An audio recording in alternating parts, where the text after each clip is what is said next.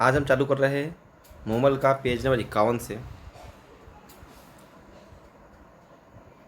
राष्ट्रीय ऊँट ऊँट अनुसंधान केंद्र जोहड़बीड़ बीकानेर में स्थित है।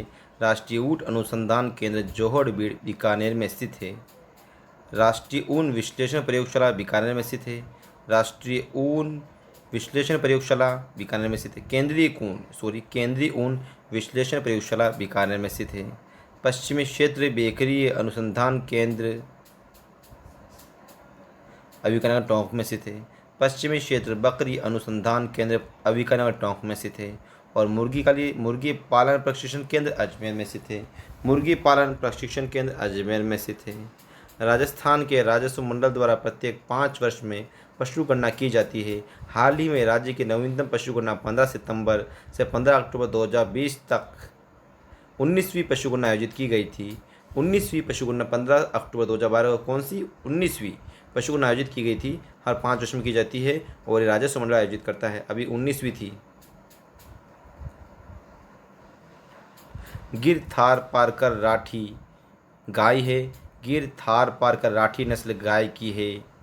मुर्रा जाफराबाद सूरती नस्ल भैंस की है। मुर्रा जाफराबाद सूरती नस्ल भैंस की है। चोकला सोनाड़ी नाली मगरा पूगल भेड़ की नस्ल है। चोकला सोनाड़ी नाली मगरा पूगल भेड़ की नस्ल है। जमनापरी जखराना बारबरी बकरी की नस्ल है। जमनापरी जखराना बारबरी बकरी की नस्ल है। राजस्थान में सभी सही है। राजस्थान में सर्वाधिक पशु घनत्व डूंगरपुर 309 तक तथा न्यूनतम पशु घनत्व जैसलमेर 74 है। सर्वाधिक पशु घनत्व डूंगरपुर 309 है और न्यूनतम पशु घनत्व जैसलमेर 74 है। राजस्थान का सर्वाधिक पशुधन क्रमशः बाड़मेर जोधपुर नागौर में है, जबकि धौलपुर में सबसे कम पशुधन है तो बाड़मेर जोधपुर एवं नागौर में सबसे अधिक पशुधन है, जबकि धौलपुर में सबसे कम पशुधन है। वर्ष 2007 में की गई 18वीं पशु गणना नस्ल पर आधारित पहली पशु गणना थी। वर्ष 2007 में की गई 18वीं पशु गणना नस्ल पर आधारित पहली पशु गणना थी। गलत छांटना है। ऊँट दूसरे नंबर पर, यह गलत है। राजस्थान में ऊँट पहले स्थान पर आता है। पूरे देश के अंदर राजस्थान का ऊँट पहले स्थान पर आता है। भैंस पूरे देश में तीसरा स्थान राजस्थान का। भैंस में तीसरा स्थान है। भेड़ में राजस्थान का दूसरा स्थान है और बकरी में प्रथम स्थान है और ऊँट में भी प्रथम स्थान होगा। चोकला मगरा पूगल भेड़ नस्ल की किस्में हैं। चोकला मगरा पूगल भेड़ नस्ल की किस्में हैं। राजस्थान में ऊन मिल बीकानेर में स्थापित की गई है। पढ़ा था ऊन विश्लेषण प्रयोगशाला। राजस्थान में ऊन मिल बीकानेर में स्थापित की गई है। राजस्थान में पशुधन की अधिकता होने के बावजूद दूध व्यवसाय अविकसित अवस्था में है। इसका कारण है यहाँ अच्छी नस्ल के पशुओं की कमी है। राजस्थान में पशुधन की अधिकता होने के बावजूद दुग्ध व्यवसाय अविकसित अवस्था में है। इसका कारण है यहाँ पर अच्छी किस्म के पशुओं की कमी है। गलत छांटना है। कुत्ते को पित्तशिरा होता है, गलत है। ऊँट को सर्रा रोग होता है। घोड़ा को ग्लेडर्स रोग होता है। मुर्गी को रानीखेत रोग होता है। प्राकृतिक संसाधनों एवं उपलब्धता के आधार पर राजस्थान में पशुधन उद्योगों के विकास की सर्वाधिक संभावनाएं हैं।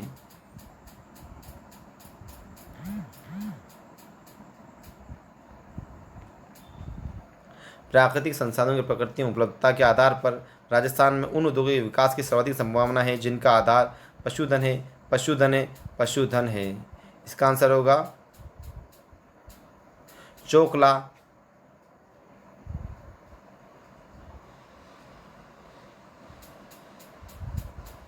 चोकला झुंझुनू सीकर बीकानेर चूरू जयपुर में पाई जाती है। चोकला झुंझुनू सीकर बीकानेर चूरू जयपुर में पाई जाती है। मालपुरी जयपुर टोंक सवाई माधोपुर अजमेर बूंदी भीलवाड़ा में पाई जाती है। मालपुरी जयपुर टोंक सवाई माधोपुर अजमेर बूंदी भीलवाड़ा में पाई जाती है। ये सब हम भेड़ की नस्ल की बात कर रहे हैं। सोनाड़ी और चनौथर उदयपुर डूंगरपुर चित्तौड़गढ़ बांसवाड़ा भीलवाड़ा में पाई जाती है। सोनाड़ी चनौथर उदयपुर डूंगरपुर चित्तौड़गढ़ बांसवाड़ा भीलवाड़ा में पाई जाती है। नाली पाई जाती है गंगानगर झुंझुनू सीकर बीकानेर चूरू। नाली पाई जाती है गंगानगर झुंझुनू सीकर बीकानेर चूरू में पाई जाती है नाली। राजस्थान में राज्य का पक्षी गोडाउन है। राजस्थान में राज्य का पक्षी गोडाउन है। गोडाउन का वैज्ञानिक नाम क्लाइटिस नाइग्रिसेप्स है। गोडाउन का वैज्ञानिक नाम क्लाइटिस नाइग्रिसेप्स है। गोडाउन को राज्य पक्षी 1981 को घोषित किया गया। गोडाउन को राज्य पक्षी 1981 को घोषित किया गया है। गोडाउन को कुरंजा नाम से नहीं जाना जाता है, जबकि गोडाउन को शर्मिला पक्षी सोहन चिड़िया और हुकना पक्षी के नाम से जाना जाता है। गोडाउन को शर्मिला पक्षी, सोहन चिड़िया और हुकना पक्षी के नाम से जाना जाता है। गोडाउन को सोरसन 12 के अतिरिक्त सौंकलिया अजमेर में देखा जाता है।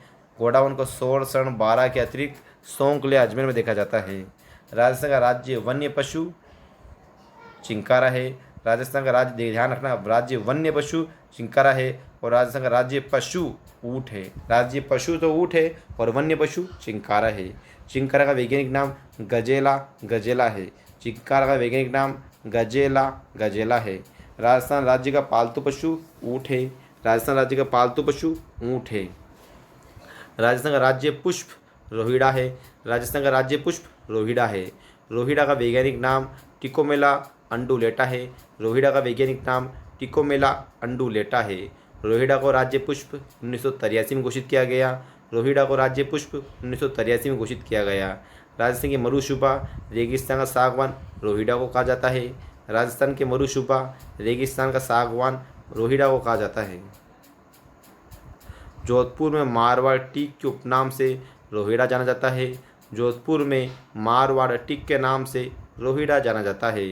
रेगिस्तान का गौरव कहा जाने वाला राजस्थान का राज्य वृक्ष खेजड़ी है, जिसकी दशहरा पर पूजा की जाती है। रेगिस्तान का गौरव कहा जाने वाला राजस्थान का राज्य वृक्ष खेजड़ी है, जिसकी दशहरा पर पूजा की जाती है। खेजड़ी का वैज्ञानिक नाम प्रोसेपिस सेनेरिया है। खेजड़ी का वैज्ञानिक नाम प्रोसेपिस सेनेरिया है। खेजड़ी को राज्य वृक्ष 1983 में घोषित किया गया। खेजड़ी को राज्य वृक्ष 1983 में घोषित किया गया है। चिरमी गीत राजस्थान के पूर्वी भाग में लोकप्रिय है। चिरमी गीत राजस्थान के पूर्वी भाग में लोकप्रिय है। रोहिड़ा जो राजस्थान का राज्य पुष्प है, उसका रंग नारंगी है। रोहिड़ा जो राजस्थान का राज्य पुष्प है, उसका रंग नारंगी है। राजस्थान का राज्य नृत्य घूमर है, जिसे राजस्थान की आत्मा भी कहा जाता है। राजस्थान का राज्य नृत्य घूमर है, जिसे राजस्थान की आत्मा भी कहा जाता है। राजस्थान का राज्य खेल बास्केटबॉल है। राजस्थान का राज्य खेल बास्केटबॉल है। बास्केटबॉल को राज्य खेल 1948 में घोषित किया गया। बास्केटबॉल को राज्य खेल 1948 में घोषित किया गया है। राजस्थान का राज्य गीत है केसरिया बालम आओनी महारे देश। केसरिया राजस्थान का राज्य गीत है केसरिया बालम आओनी पधारो महारे देश है। केसरिया बालम आओनी पधारो महारे देश है। केसरिया बालम आओनी महारो पधारे देश को सर्वप्रथम मान गई का मांगी बाई ने गाया है। केसरिया बालम आओनी पधारो महारे देश को सर्वप्रथम मान गई का मांगी बाई ने गाया है। राजस्थान में नया टॉपिक चल रहा है 11वां। राजस्थान में सूखा व अकाल। तीजो कुरियो आठवों काल, यह कहावत राजस्थान के अकाल विपत्ति को सूचित करती है। तीजो कुरियो आठवों काल, यह कहावत राजस्थान के अकाल विपत्ति को सूचित करती है। राजस्थान में अकाल व सूखे का कारण सभी है, उपयुक्त सभी मतलब जलवायु की विषमता है, वर्षा की कमी है, अरावली श्रृंखला की स्थिति है। राजस्थान में अकाल व सूखे का कारण है जलवायु की विषमता, वर्षा की कमी, अरावली श्रृंखला की स्थिति है। छप्पन्ना अकाल 1899 ईस्वी में पड़ा था। छप्पन्ना अकाल 1899 ईस्वी में पड़ा था। राजस्थान में अकाल व सूखे का प्राकृतिक कारण वर्षा की अनियमितता एवं अनिश्चितता है। राजस्थान में अकाल व सूखे का प्राकृतिक कारण वर्षा की अनियमितता एवं अनिश्चितता है। राजस्थान का अकाल राजस्थान के 60% मरुस्थलीय भूमि को प्रभावित करता है। राजस्थान का अकाल राजस्थान की 60% मरुस्थलीय भूमि को प्रभावित करता है। राजस्थान में पड़ने वाले अकाल से कृषि पर आश्रित 70% जनसंख्या अप्रत्यक्ष रूप से प्रभावित होती है। राजस्थान में पड़ने वाले अकाल से कृषि पर आश्रित 70% जनसंख्या अप्रत्यक्ष रूप से प्रभावित होती है। राजस्थान में अकाल और सूखे की समस्या से निपटने के लिए सूखा संभावित क्षेत्र कार्यक्रम DPAP 1974 में प्रारंभ हुआ है। राजस्थान में अकाल व सूखे की समस्या से निपटने के लिए राजस्थान में अकाल व सूखे की समस्या से निपटने के लिए सूखा संभावित क्षेत्र कार्यक्रम DPAP 1974 से प्रारंभ हुआ है। DPAP कार्यक्रम अभी 10 जिलों में चल रहा है। DPAP कार्यक्रम अभी 10 जिलों में चल रहा है।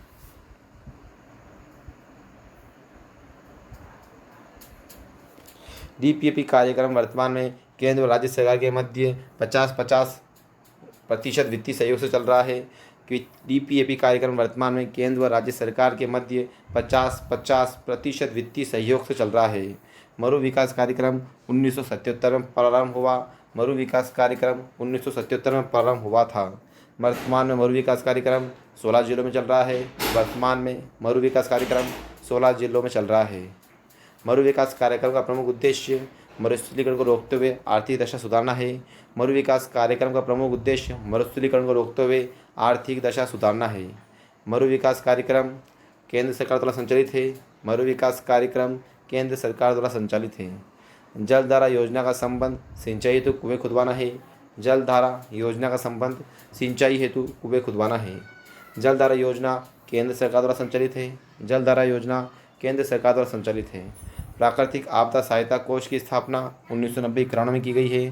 प्राकृतिक आपदा सहायता कोष की स्थापना 1990-91 में की गई है। प्रदेश में अकाल, बाढ़, भूस्खलन, अग्नि तथा ओलावृष्टि आदि विपदाओं के समय सहायता करने हेतु सहायता विभाग की स्थापना की गई है। प्रदेश में अकाल, बाढ़, भूस्खलन, अग्नि तथा ओलावृष्टि आदि विपदाओं के समय सहायता करने हेतु सहायता विभाग की स्थापना की गई। प्राकृतिक आपदा विभाग नहीं, सहायता विभाग की स्थापना की गई है। सहायता विभाग की स्थापना 1951 में की गई। सहायता विभाग की स्थापना 1951 में की गई है। किसान के लिए विपत्ति के समय उसके सहायतार्थ कलेक्टर द्वारा लाल बहादुर योजना के तहत लाल बहादुर दिया जाता है, एक हैंडपम्प है। किसान के लिए विपत्ति के समय उसके सहायतार्थ कलेक्टर द्वारा लाल बहादुर योजना के तहत लाल बहादुर दिया जाता है, एक हैंडपम्प है। लाल बहादुर एक हैंडपम्प है। राजस्थान में प्रथम मिट्टी परीक्षण प्रयोगशाला जोधपुर में 1958 में स्थापित की गई थी। राजस्थान में प्रथम मिट्टी परीक्षण प्रयोगशाला जोधपुर में 1958 में स्थापित की गई थी। राजस्थान का प्रथम क्षेत्रीय विकास कार्यक्रम सूखा संभावी क्षेत्र कार्यक्रम है।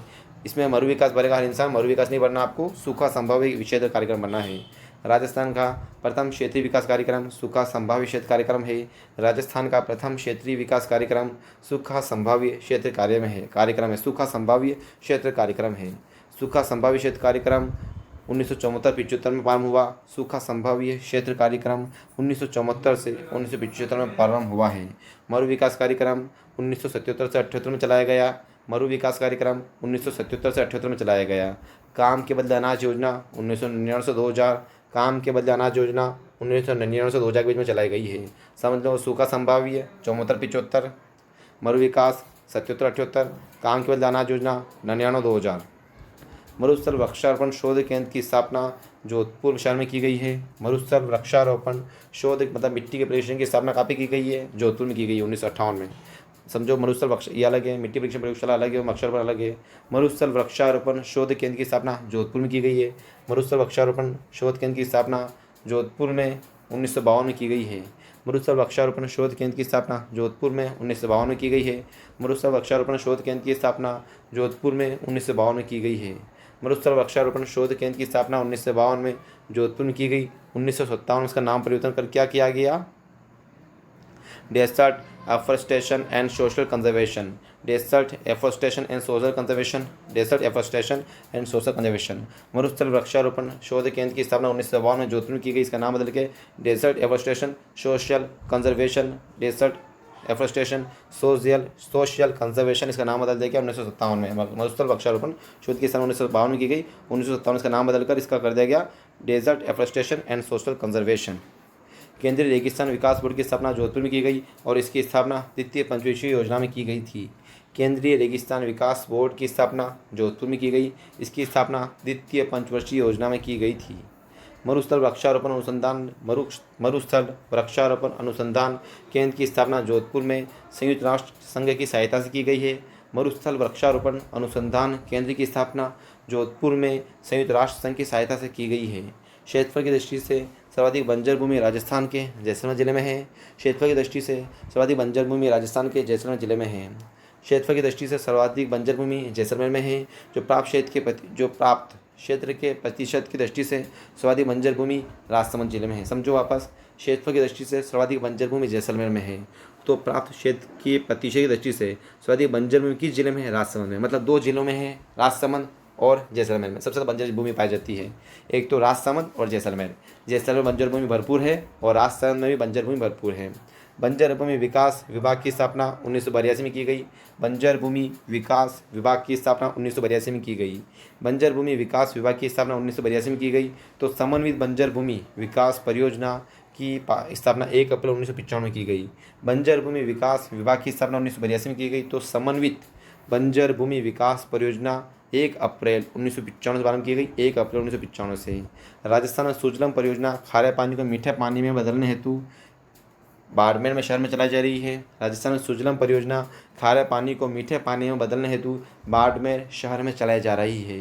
राजस्थान में सुजलम परियोजना बाड़मेर में भाभा परमाणु अनुसंधान केंद्र और भारतीय रक्षा अनुसंधान केंद्र की सहायता से चलाई जा रही है।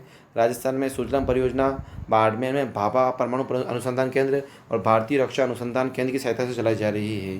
राजस्थान में कछारी मिट्टी का विस्तार भरतपुर, धौलपुर, करौली, दौसा में पाया जाता है। राजस्थान में कछारी मिट्टी का विस्तार भरतपुर, धौलपुर, करौली, दौसा में पाया जाता है। राजस्थान में कछारी मिट्टी का विस्तार भरतपुर, धौलपुर, करौली, दौसा में पाया जाता है। करौली, दौसा में पाया जाता है। राजस्थान में कछारी मिट्टी का विस्तार भरतपुर, धौलपुर, करौली, दौसा, भरतपुर, धौलपुर, करौली, दौसा में पाया जाता है कछारी मिट्टी का विस्तार। राजस्थान में सर्वाधिक प्रतिभूमि का क्षेत्रफल जोधपुर में है, जो प्रतिभूमि का निम्नतम क्षेत्रफल भरतपुर जिले में है। राजस्थान में सर्वाधिक प्रतिभूमि का क्षेत्रफल जोधपुर में है, तो सर्वाधिक प्रतिभूमि जोधपुर में और प्रतिभूमि का निम्नतम क्षेत्रफल भरतपुर जिले में है। निम्नतम क्षेत्रफल भरतपुर है। एकीकृत बंजर भूमि विकास योजना 1991 में राजस्थान के डूंगरपुर शहर में प्रारंभ की गई है। एकीकृत बंजर भूमि विकास योजना 1991 में राजस्थान के डूंगरपुर शहर में प्रारंभ की गई है। एकीकृत बंजर भूमि विकास योजना राजस्थान के डूंगरपुर में प्रारंभ की गई, तो यह परियोजना सीडा देश की सहायता से चलाई गई है। सीडा एकीकृत बंजर भूमि विकास योजना राजस्थान के डूंगरपुर में प्रारंभ की गई है, तो यह सीडा देश की सहायता से चलाई गई है। परियोजना सीडा देश की सहायता से चलाई गई है डूंगरपुर में। एकीकृत बंजर भूमि को पहल परियोजना के नाम से भी जाना जाता है। एकीकृत बंजर भूमि को पहल परियोजना के नाम से भी जाना जाता है। राजस्थान बंजर भूमि का आवंटन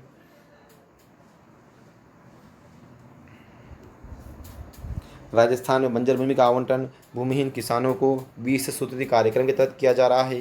राजस्थान में बंजर भूमि का आवंटन भूमिहीन किसानों को 20 सूत्री कार्यक्रम के तहत किया जा रहा है। राजस्थान की प्रथम मृदा परीक्षण प्रयोगशाला जोधपुर में स्थापित की गई है। राजस्थान की प्रथम मृदा परीक्षण प्रयोगशाला जोधपुर में स्थापित की गई है। राजस्थान में कुल 20 मृदा प्रयोगशाला है। इनमें से 8 स्थायी मृदा परीक्षण है और 12 अस्थायी मृदा परीक्षण प्रयोगशाला है। राजस्थान में कुल 20 मिट्टी की प्रयोगशाला है। इसमें 8 स्थायी मृदा परीक्षण है और 12 अस्थायी मृदा परीक्षण प्रयोगशाला है। राजस्थान में सर्वाधिक लवणीय मिट्टी पाली जिले में है। मजेदार क्वेश्चन है। राजस्थान में सर्वाधिक लवणीय मिट्टी पाली जिले में है। राजस्थान में सर्वाधिक लवणीय मिट्टी पाली जिले में है। डांग विकास कार्यक्रम राजस्थान के 8 जिलों में चलाया जा रहा है, जो भरतपुर, कोटा इसके संभाग में है। डांग विकास कार्यक्रम राजस्थान के 8 जिलों में चलाया जा रहा है, जो भरतपुर, कोटा संभाग के हैं। डांग विकास कार्यक्रम राजस्थान के 8 जिलों में चलाया जा रहा है। डांग विकास कार्यक्रम 8 जिलों में चलाया जा रहा है और भरतपुर, कोटा संभाग में ज़्यादा चलाया जा रहा है। डांग विकास कार्यक्रम 1987-88 में प्रारंभ किया गया। डांग विकास कार्यक्रम 1987-88 में प्रारंभ किया गया है। अपना गांव अपना परियोजना 1991 में प्रारंभ की गई। अपना गांव अपना काम परियोजना 1991 में प्रारंभ की गई है। राजस्थान में सर्वाधिक उपजाऊ मिट्टी कछारी मिट्टी है। राजस्थान में सर्वाधिक उपजाऊ मिट्टी कछारी मिट्टी है। लाल मिट्टी में नाइट्रोजन का अभाव पाया जाता है, तो लाल व पीली मिट्टी में कैल्शियम कार्बोनेट की कमी पाई जाती है। लाल मिट्टी में नाइट्रोजन का अभाव पाया जाता है, तो लाल व पीली मिट्टी में कैल्शियम कार्बोनेट की कमी पाई जाती है। लाल मिट्टी में लोहे की अधिकता पाई जाती है, इसलिए लाल मिट्टी में मक्का फसल के लिए उपजाऊ होती है। लाल मिट्टी में लोहे की अधिकता पाई जाती है, इसलिए लाल मिट्टी मक्का फसल के लिए उपजाऊ होती है। हाड़ौती पठार की मिट्टी मध्यम काली है, तो यह डूंगरपुर, बांसवाड़ा, प्रतापगढ़ यहाँ पर काली मिट्टी का विस्तार है। हाड़ौती पठार की मिट्टी मध्यम काली है। राजस्थान के डूंगरपुर, बांसवाड़ा, प्रतापगढ़ और चित्तौड़गढ़ में डूंगरपुर, बांसवाड़ा, प्रतापगढ़, चित्तौड़गढ़ में डूंगरपुर, बांसवाड़ा, प्रतापगढ़, चित्तौड़गढ़ में काली मिट्टी का विस्तार है। मक्का की फसल के लिए लाल मिट्टी उपयुक्त है और कपास की फसल के लिए काली मिट्टी उपयुक्त है। मक्का की फसल के लिए लाल मिट्टी उपयुक्त है और कपास की फसल के लिए काली मिट्टी उपयुक्त है। चादरी अपर्दन राजस्थान के सिरोही और राजसमंद जिले में होता है। मजेदार क्वेश्चन है। चादरी अपर्दन, चादर कहाँ पे बनती है? सिरोही और राजसमंद में। तो चादरी अपर्दन राजस्थान में सिरोही और राजसमंद जिले में होता है। चादरी अपर्दन राजस्थान के सिरोही और राजसमंद जिले में होता है। चादरी अपर्दन सिरोही और राजसमंद जिले में होता है। अपना टॉपिक जो था भूगोल का पूरा कंप्लीट कर चुके हैं अपन मूमल के हिसाब से। मूमल के हिसाब से पूरी भूगोल कंप्लीट हो चुकी है माशाल्लाह अपनी, और मैं इसको तो अभी कंप्लीट करता हूँ।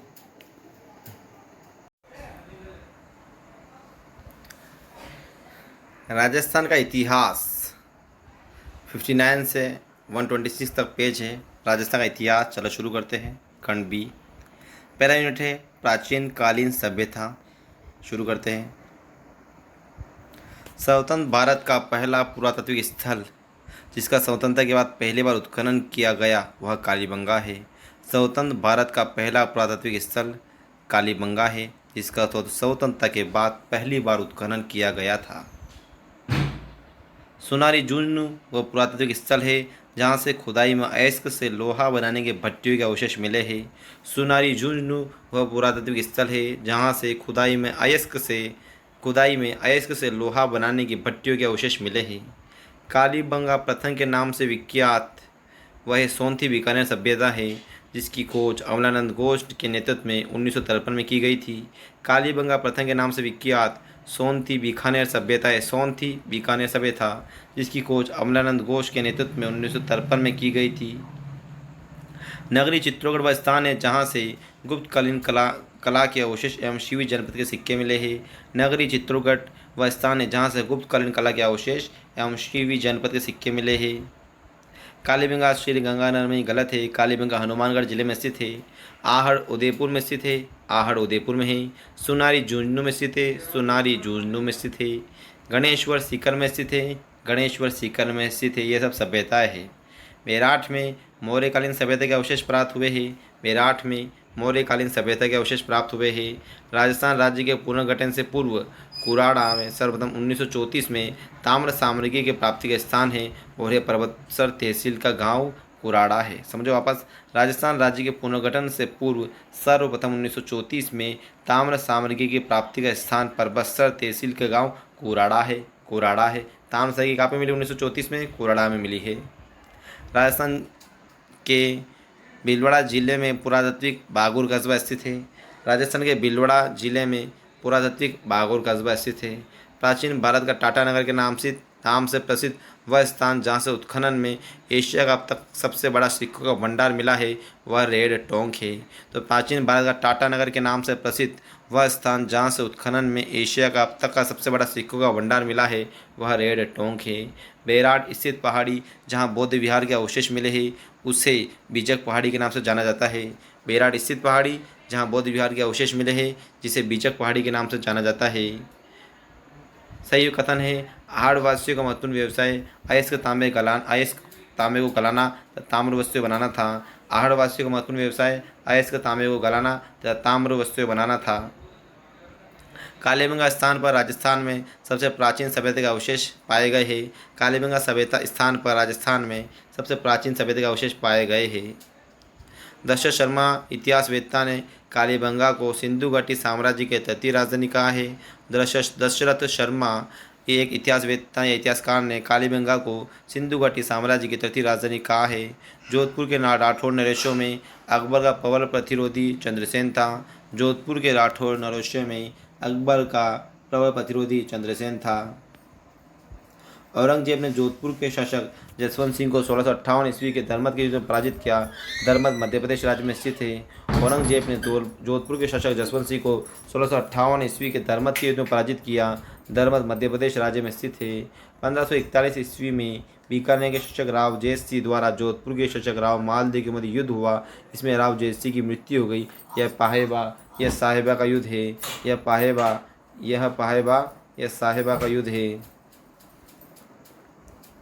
1541 में बीकानेर के शासक राव जयसिंह तथा जोधपुर के शासक राव मालदेव के मध्य युद्ध हुआ जिसमें राव जयसिंह की मृत्यु हो गई। यह पाहेबा का युद्ध है।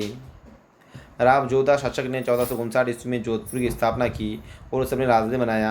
वह चिड़ियाटुंग पहाड़ी पर मेहरानगढ़ दुर्ग बनाया। राव जोधा शासक ने 1459 ईस्वी में जोधपुर की स्थापना कर उसे अपनी राजधानी बनवाया। वह चिड़ियाटुंग पहाड़ी पर मेहरानगढ़ दुर्ग बनाया। इसको मैं सब एक बार ही पढ़ूंगा क्योंकि जीके अपना कंप्लीट है, इसमें ज़्यादा टाइम देने से ज़रूरत नहीं है। राव गंगा मारवाड़ शासक ने खानवा के युद्ध में राणा सांगा को सैनिक सहायता उपलब्ध कराई थी। किसने? राव गंगा ने। राव जोधा मारवाड़ के शासक के समय आबल बाबल की संधि, दो बार पढ़ता हूँ पाने के लिए। राव जोधा मारवाड़ शासक के समय आबल बाबल की संधि द्वारा मेवाड़ और मारवाड़ की सीमा का निर्धारण किया गया था। तो राव जोधा मारवाड़ शासक के समय आबल बाबल की संधि द्वारा मेवाड़ व मारवाड़ की सीमा का निर्धारण किया गया था। मारवाड़ का प्रथम शासक जिसने मुगलों की अधीनता स्वीकार कर वैवाहिक संबंध स्थापित किए वह राव उदय सिंह था। तो मारवाड़ का प्रथम शासक था राव उदय सिंह जिसने मुगलों की अधीनता स्वीकार कर वैवाहिक संबंध स्थापित किए। मारवाड़ का प्रथम शासक था राव उदय सिंह जिसने मतलब यानी कि मुगलों की अधीनता स्वीकार की। ये गलत है।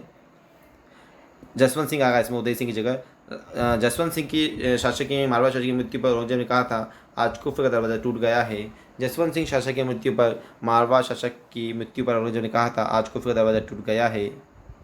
जसवंत सिंह प्रथम ने भाषा भूषण नामक प्रसिद्ध ग्रंथ की रचना की है।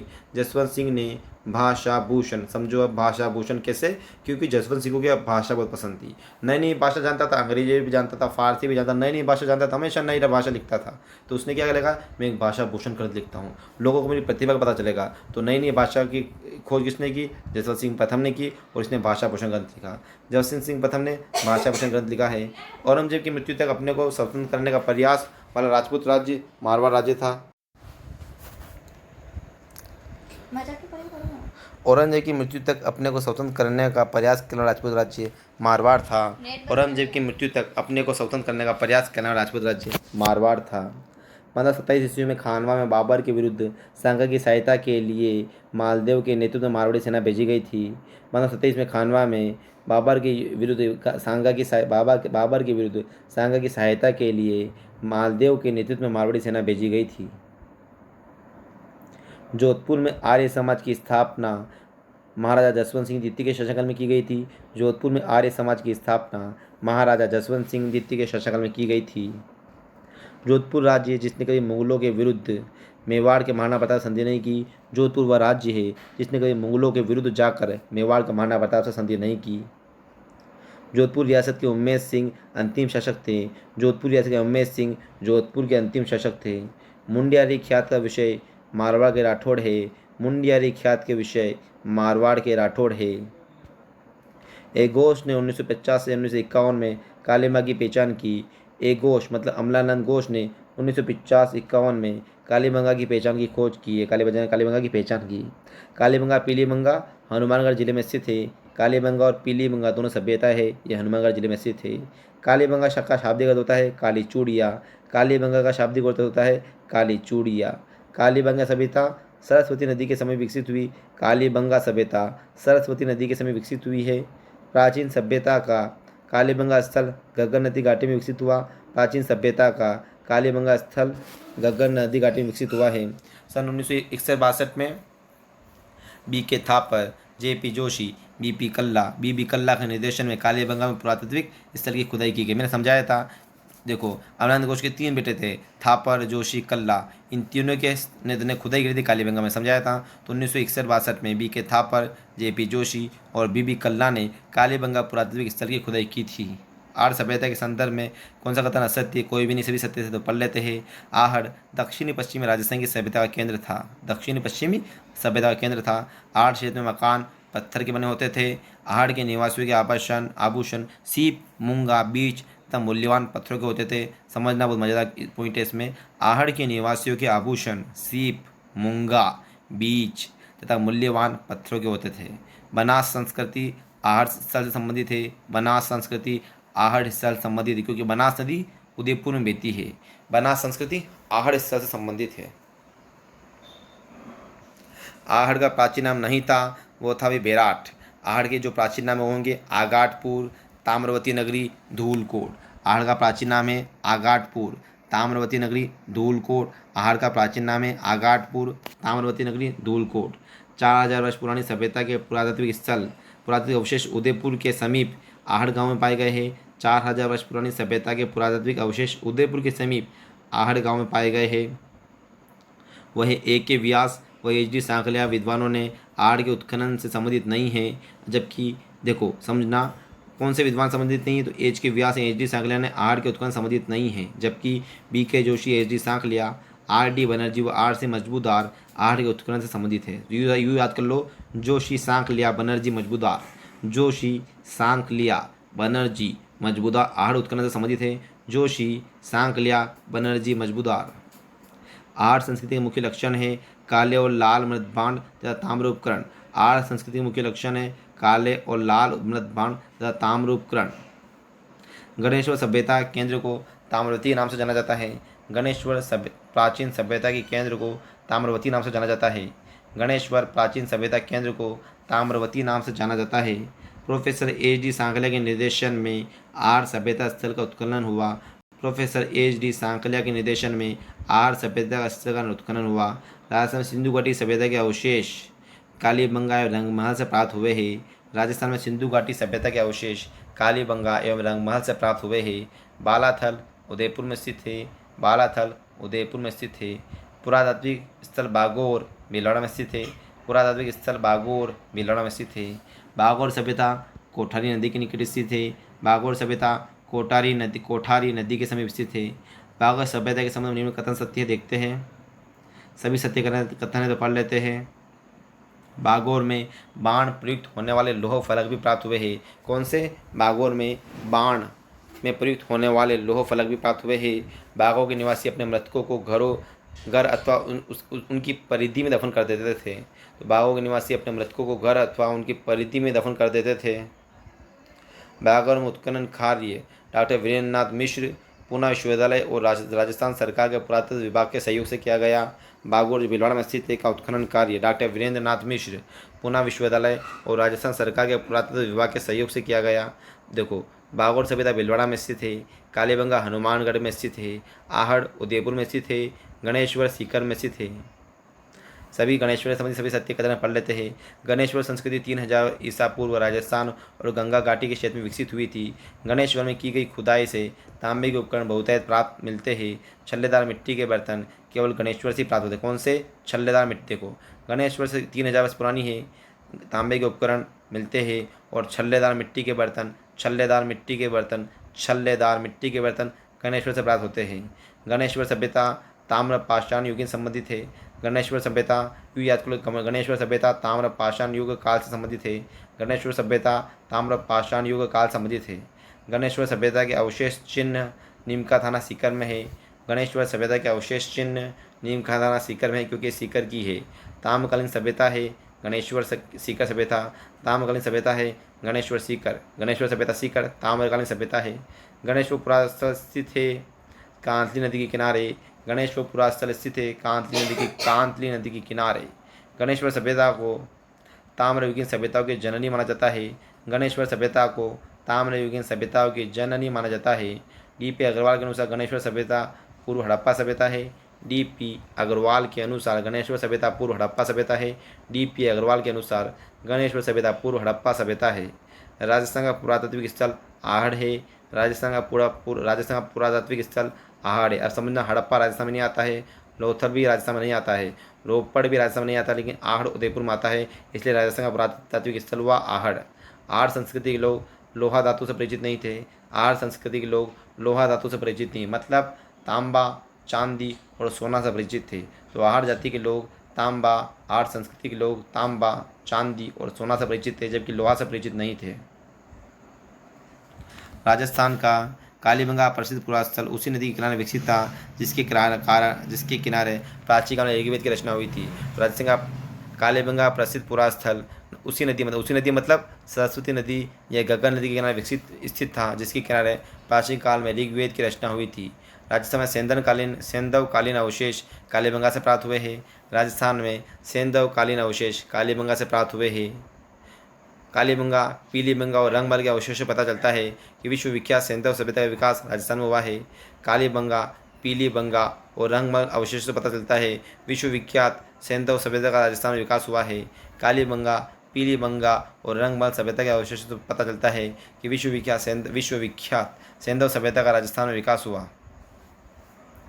आहड़ सभ्यता के लोग चावल खाद्य पदार्थ से अच्छी प्रकार से परिचित थे। आहड़ सभ्यता के लोग चावल खाद्य पदार्थ से अच्छे प्रकार परिचित थे। नगर टोंक पुरातात्विक स्थल को पूर्व में मालव नगर कहते थे। नगर टोंक पुरातात्विक स्थल को पूर्व में मालव नगर कहते थे। सेंधव सभ्यता में अग्निकुंड कालीबंगा में प्राप्त हुए हैं। सेंधव सभ्यता में अग्निकुंड कालीबंगा में प्राप्त हुए। सेंधव सभ्यता में अग्निकुंड कालीबंगा में प्राप्त हुए हैं। सेंधव सभ्यता में अग्निकुंड कालीबंगा में प्राप्त हुए हैं। सेंधव सभ्यता में अग्निकुंड कालीबंगा में प्राप्त हुए हैं। बीजक पहाड़ी विराटनगर जयपुर में स्थित है। बीजक पहाड़ी विराटनगर या विराटनगर जयपुर में स्थित है। राजस्थान राज्य के पुनर्गठन से पूर्व सर्वप्रथम सन 1934 में ताम्र साम्राज्य की प्राप्ति का स्थान परबतसर तहसील का कुराड़ा या कुराडू गांव था। राजस्थान राज्य के पुनर्गठन से पूर्व सर्वप्रथम सन 1934 में ताम्र साम्राज्य की प्राप्ति का स्थान परबतसर तहसील का कुराड़ा या कुराडू गांव था। राजस्थान में बौद्ध संस्कृति के अवशेष बेरार से प्राप्त हुए हैं। राजस्थान में बौद्ध संस्कृति के अवशेष बेरार से प्राप्त हुए हैं। राजस्थान बौद्ध संस्कृति के अवशेष बेरार से प्राप्त हुए हैं। मौर्य सभ्यता के प्रमाण जयपुर के बेराट के स्थान पर उपलब्ध है। मौर्य सभ्यता के प्रमाण जयपुर के बेराट पर उपलब्ध है। लोहयुगीन सभ्यता है नोह भरतपुर, जोधपुर या जयपुर और सुनारी झुंझुनू या लोहयुगीन सभ्यता है। एक बार बोलूँगा, नोह भरतपुर, नोह कहाँ पे? भरतपुर में है। जोधपुर या कहाँ पे? जयपुर में है। सुनारी कहाँ पे? झुंझुनू में है। यह सभी लोहयुगीन सभ्यता है। मतलब नोह भरतपुर में, जोधपुर या जयपुर में और सुनारी झुंझुनू में लोहा प्रचुर मात्रा में पाया गया है। कालीबंगा कहाँ ये गलत है। कालीबंगा हनुमानगढ़ जिले में स्थित है। आहड़ उदयपुर में है। गणेश्वर सीकर में है। सुनारी झुंझुनू में है। महाभारत काल के अवशेष बेराट व भरतपुर के निकट नौ से मिलते हैं। महाभारत काल के अवशेष बेराट व भरतपुर के निकट नौ से मिलते हैं। मध्यमिका नगरी चित्तौड़गढ़ जिले में स्थित है। मध्यमिका नगरी चित्तौड़गढ़ जिले में स्थित है। डिडवाना पूरा पाषाण संस्कृति संबंधित है। डिडवाना पूरा पाषाण संस्कृति संबंधित। डिडवाना किससे संबंधित है भाई? तो डिडवाना पूरा पाषाण, पूरा पाषाण, पूरा पाषाण। तो डिडवाना पूरा, क्योंकि डिड क्या करता है? पूरा करता है। क्या करता है? पाषाण करता है। तो डिडवाना पूरा पाषाण संस्कृति से संबंधित है। राजस्थान के बेराट क्षेत्र से शैल चित्रकला के प्रमाण मिले हैं। राजस्थान के बेराट क्षेत्र से शैल चित्रकला के प्रमाण मिले हैं। बेराट प्राचीन काल में मत्स्य राज्य की राजधानी था। बेराट प्राचीन काल में मत्स्य राज्य की राजधानी था। मत्स्य राज्य की राजधानी क्या था? बेराट जयपुर था। विजय की पहाड़ी बेराट सभ्यता संबंधित है। विजय की पहाड़ी बेराट सभ्यता से संबंधित है। विजय की पहाड़ी बेराट सभ्यता संबंधित है। अब हमारा नया टॉपिक चालू हो रहा है, राजस्थान के प्राचीन अभिलेख।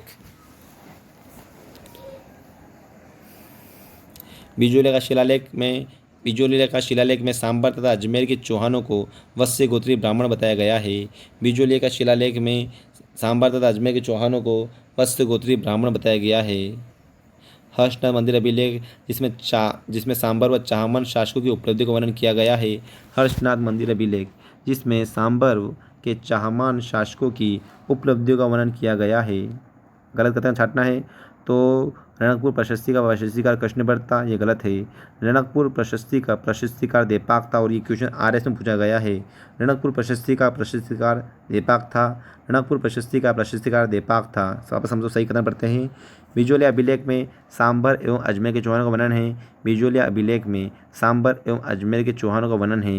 बिजोलिया अभिलेख में आदि पुरुष वासुदेव चाहमन को 551 ईस्वी में शाकंभरी में चाहमन राज्य मतलब चौहान राज्य व सांबर जिले का निर्माण करता बताया गया है। बिजोलिया शिलालेख या बिजोलिया अभिलेख में आदि पुरुष वासुदेव चाहमन को 551 ईस्वी में शाकंभरी में चौहान राज्य व चौहान या चाहमन राज्य व सांबर जिले का निर्माण करता बताया गया है। रणकपुर प्रशस्ति का प्रशस्तिकार देपाक था। रणकपुर प्रशस्ति का प्रशस्तिकार देपाक था। कुंभल प्रशस्ति का प्रशस्तिकार महेश है। मेवाड़ के महाराणों की वंशावली को विशुद्ध रूप से जानने का महत्वपूर्ण साधन है। कुंभल प्रशस्ति का प्रशस्तिकार महेश है। कुंभल प्रशस्ति का प्रशस्तिकार महेश भट्ट है। मेवाड़ के महाराणों की वंशावली को विशुद्ध रूप से जानने का महत्वपूर्ण साधन है। कीर्ति स्तंभ प्रशस्ति के रूप में सही कथन है, सभी सत्य कथन है। कीर्ति स्तंभ प्रशस्ति का प्रशस्तिकार महेश भट्ट था। यह राणा कुंभा की प्रशस्ति है। तो कीर्ति स्तंभ प्रशस्ति का प्रशस्तिकार महेश भट्ट था और ये राणा कुंभा की प्रशस्ति है। इस प्रशस्ति में कुंभादा रचित ग्रंथ व उसकी उपाधि के बारे में बतलाया गया है। इस प्रशस्ति में कुंभादा रचित ग्रंथ व उसकी उपाधि के बारे में बतलाया गया है। इस प्रशस्ति में कुंभादारा मालवा में गुजरात की संयुक्त सेना को परास्त करने व विजय के उपलक्ष्य में चित्तौड़ में विजय स्तंभ के निर्माण का उल्लेख मिलता है। तो कीर्ति स्तंभ प्रशस्ति में कुंभादारा व मालवा व गुजरात की संयुक्त सेना को परास्त करने व विजय के उपलक्ष्य में चित्तौड़ में विजय स्तंभ के निर्माण का उल्लेख मिलता है। कृष्ण भट्ट द्वारा रचित अभिलेख जिसमें हल्दी घाटी का युद्ध का वर्णन विशुद्ध वर्णन किया गया है वह है अपना जगन्नाथ प्रशस्ति। जगन्नाथ प्रशस्ति लिखी है कृष्ण भट्ट ने। जगन्नाथ प्रशस्ति लिखी है कृष्ण भट्ट ने। जगन्नाथ प्रशस्ति लिखी है कृष्ण भट्ट ने जिसमें उसने जगन्नाथ प्रशस्ति लिखी है कृष्ण भट्ट ने जिसमें उसने हल्दी घाटी युद्ध का विशुद्ध वर्णन किया है कृष्ण भट्ट ने। राज्य प्रशस्ति के रूप में असत्य कथन होगा चौथा। कि राजसमंद जेल का निर्माण अकालरात कार्यों के तहत अमर सिंह, ये गलत है, राज सिंह ने करवाया है। सही पढ़ते हैं। राज सिंह प्रशस्ति का प्रशस्तिकार रणछोड़ तेलंग था, जिसने 1676 ईस्वी में राज सिंह के समय इसको स्थापित करवाया था। मतलब आपने पढ़ा था 1576 के 100 साल बाद राज प्रशस्ति लिखी गई थी। इसका प्रशस्तिकार रणछोड़ भट्ट था, जिसने 1676 ईस्वी में लिखा था इसको। यह राजसमंद झील की 9 चौकी की पाल पर 25 शिलाओं पर उत्कीर्ण विश्व की सबसे बड़ी प्रशस्ति है, और ये संस्कृत भाषा में लिखी गई है। खास तौर पर यह राजसमंद झील की 9 चौकी पाल पर 25 शिलाओं पर उत्कीर्ण विश्व की सबसे बड़ी प्रशस्ति अभिलेख है। और यह कितनी भाषा में लिखी गई है? यह लिखी गई है टोटल 25 शिलाओं पर लिखी गई, और यह संस्कृत भाषा में लिखी गई है। इसमें महाराणा अमर सिंह द्वारा की गई मुगल मेवाड़ संधि का वर्णन है। इसमें महाराणा अमर सिंह द्वारा की गई मुगल मेवाड़ संधि का वर्णन है। और राज सिंह अभिलेख के अनुसार राजसमंद जेल का निर्माण अकालरात कार्यों के तहत महाराणा राज सिंह द्वारा कराया गया था। महाराणा राज सिंह के द्वारा करवाया गया था। बीकानेर के शासकों की उपलब्धियों का वर्णन राय सिंह प्रशस्ति में मिलता है। 1594 ईस्वी के प्रशस्ति है ये। बीकानेर के शासकों की उपलब्धियों का वर्णन राय सिंह प्रशस्ति में मिलता है। बीकानेर के शासकों की उपलब्धि का वर्णन राय सिंह प्रशस्ति में मिलता है। अशोका राजस्थान में स्थित वह अभिलेख जिसमें अशोक बौद्ध धर्म में आस्था प्रकट करता है, वह विराटनगर है। तो अशोका राजस्थान में स्थित वह अभिलेख जिसमें अशोक बौद्ध धर्म में अपनी आस्था प्रकट करता है, ये गलत क्वेश्चन गलत हो सकता है। विराटनगर में तो उसके अभिलेख मिले हैं, मेरे हिसाब से बराबर शिलालेख होगा, क्योंकि बराबर शिलालेख के हिसाब से पता चलता है कि अशोक ने बौद्ध धर्म अपनाया था। विराटनगर को शिलालेख नहीं, विराटनगर एक स्थान है। शिलालेख बराबर शिलालेख है जिसमें अशोक बौद्ध धर्म में अपनी आस्था प्रकट करता है। गटियाला अभिलेख मजेदार क्वेश्चन है, बार बार पूछा जाता है। गटियाला अभिलेख में गुर्जर प्रतिहारों द्वारा मंडोर में अपना शासन स्थापित करना बताया गया है। गटियाला अभिलेख में गुर्जर प्रतिहारों द्वारा मंडोर में अपना शासन स्थापित करना बताया गया है। गटियाला अभिलेख में गुर्जर प्रतिहारों द्वारा मंडोर में अपना शासन स्थापित करना बताया गया है। सभी सत्य कथन पढ़ लेते हैं। अजमेर के 2.5 दिन के झोपड़े में 1200 ईस्वी का एक अभिलेख प्राप्त हुआ है, जिसमें उन लोगों के नाम दिए गए हैं जिन्होंने इस मस्जिद का निर्माण करवाया था। अजमेर के 2.5 दिन के झोपड़े से 1200 ईस्वी का एक अभिलेख प्राप्त हुआ है, जिसमें उन लोगों के नाम दिए गए हैं जिन्होंने इस मस्जिद का निर्माण करवाया था। चित्तौड़गढ़ में एक 1325 ईस्वी का एक अभिलेख मिलता है, जिसमें चित्तौड़गढ़ का नाम खिजराबाद बताया गया है। चित्तौड़गढ़ में 1325 ईस्वी का अभिलेख मिलता है, जिसको बोला जाता है गैबी पीर का शिलालेख। उस पर चित्तौड़गढ़ का खिजराबाद पता चलता है कि चित्तौड़गढ़ का नाम खिजराबाद बताया गया है। कोटा जिले के 1679 ईस्वी में शाहाबाद अभिलेख से औरंगजेब के समय की कर व्यवस्था की जानकारी मिलती है। कोटा जिले के 1679 ईस्वी के शाहाबाद अभिलेख से औरंगजेब के समय की कर व्यवस्था की जानकारी मिलती है। हड़प्पा स्थान पर सिंधु घाटी सभ्यता से संबद्ध विख्यात वृषभ मुद्रा प्राप्त हुई है। हड़प्पा स्थान पर सिंधु घाटी सभ्यता से संबंधित विख्यात वृषभ मतलब शेर की मुद्रा प्राप्त हुई है, वृषभ मुद्रा प्राप्त हुई है। जाड़ शाही सिक्का जयपुर रियासत से संबंधित है। जाड़ शाही सिक्का जयपुर रियासत से संबंधित। जाड़ शाही जयपुर, सबसे ज़्यादा जाड़ कहाँ पे होती है? जयपुर में होती है। ध्यान रख लो, सबसे ज़्यादा जाड़ जयपुर में होती है, इसलिए जयपुर में है जाड़ शाही, क्योंकि जाड़ जयपुर में पाई जाती है। मालव सिक्के मालवगढ़ के नालीसर के मिले हैं। मालव सिक्के कहाँ पर मिले हैं? मालवगढ़ के नालीसर में। मालव सिक्के मालवगढ़ के नालीसर में, मालवगढ़ के नालीसर में मिले हैं मालव सिक्के। प्राचीन सिक्कों के संबंध सत्य कथन है, सभी सत्य कथन है, पढ़ लेते हैं। सिक्के राज्य की सीमाओं को निर्धारित करने में सहायक होते थे। सिक्के राज्य की सीमाओं को निर्धारित करने में सहायक सिद्ध होते थे। सिक्कों से तत्कालीन भाषा की जानकारी प्राप्त होती है। सिक्कों से तत्कालीन भाषा की जानकारी प्राप्त होती है। सोने और चांदी के सिक्के आर्थिक प्रगति के प्रतीक माने जाते हैं। सोने और चांदी के सिक्के आर्थिक प्रगति के प्रतीक माने जाते हैं। 1192 ईस्वी का चौहानों का एक सिक्का अजमेर में मिला है। 1192 ईस्वी में चौहानों का एक सिक्का अजमेर में मिला है, जिसमें एक तरफ तो मोहम्मद गोरी है और दूसरी तरफ मोहम्मद बिन साम है। गेट बंद करो। 1100 में चौहान सिक्का अजमेर मिला है। एक तरफ तो मोहम्मद गोरी का है और दूसरी तरफ मोहम्मद बिन कासिम। देखो, एक तरफ मोहम्मद गोरी है, दूसरी तरफ भोजराज चौहान का नाम अंकित है।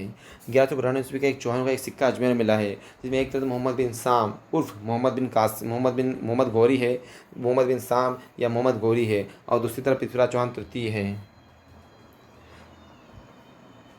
मेवाड़ के सिक्के बहुत मजेदार क्वेश्चन है, इसको एक बार मैं रटूंगा। मेवाड़ के सिक्के है बिलाड़ी एलची चांदोड़ी स्वरूप शाही डिंगला शाह आलमी। मेवाड़ के सिक्के हैं बिलाड़ी एलची चांदोड़ी स्वरूप शाही डिंगला शाह आलमी। मारवाड़ के सिक्के हैं विजय शाही भीम शाही गज शाही लल्लू लिया। मारवाड़ के सिक्के हैं विजय शाही भीम शाही गज शाही लल्लू लिया। जयपुर के सिक्के हैं जाड़ शाही, मोहम्मद शाही, हाली, गधिया। जयपुर के सिक्के हैं जाड़ शाही, मोहम्मद शाही, हाली, गधिया। जैसलमेर के सिक्के हैं अक्षय शाही, मोहम्मद शाही, डोडिया।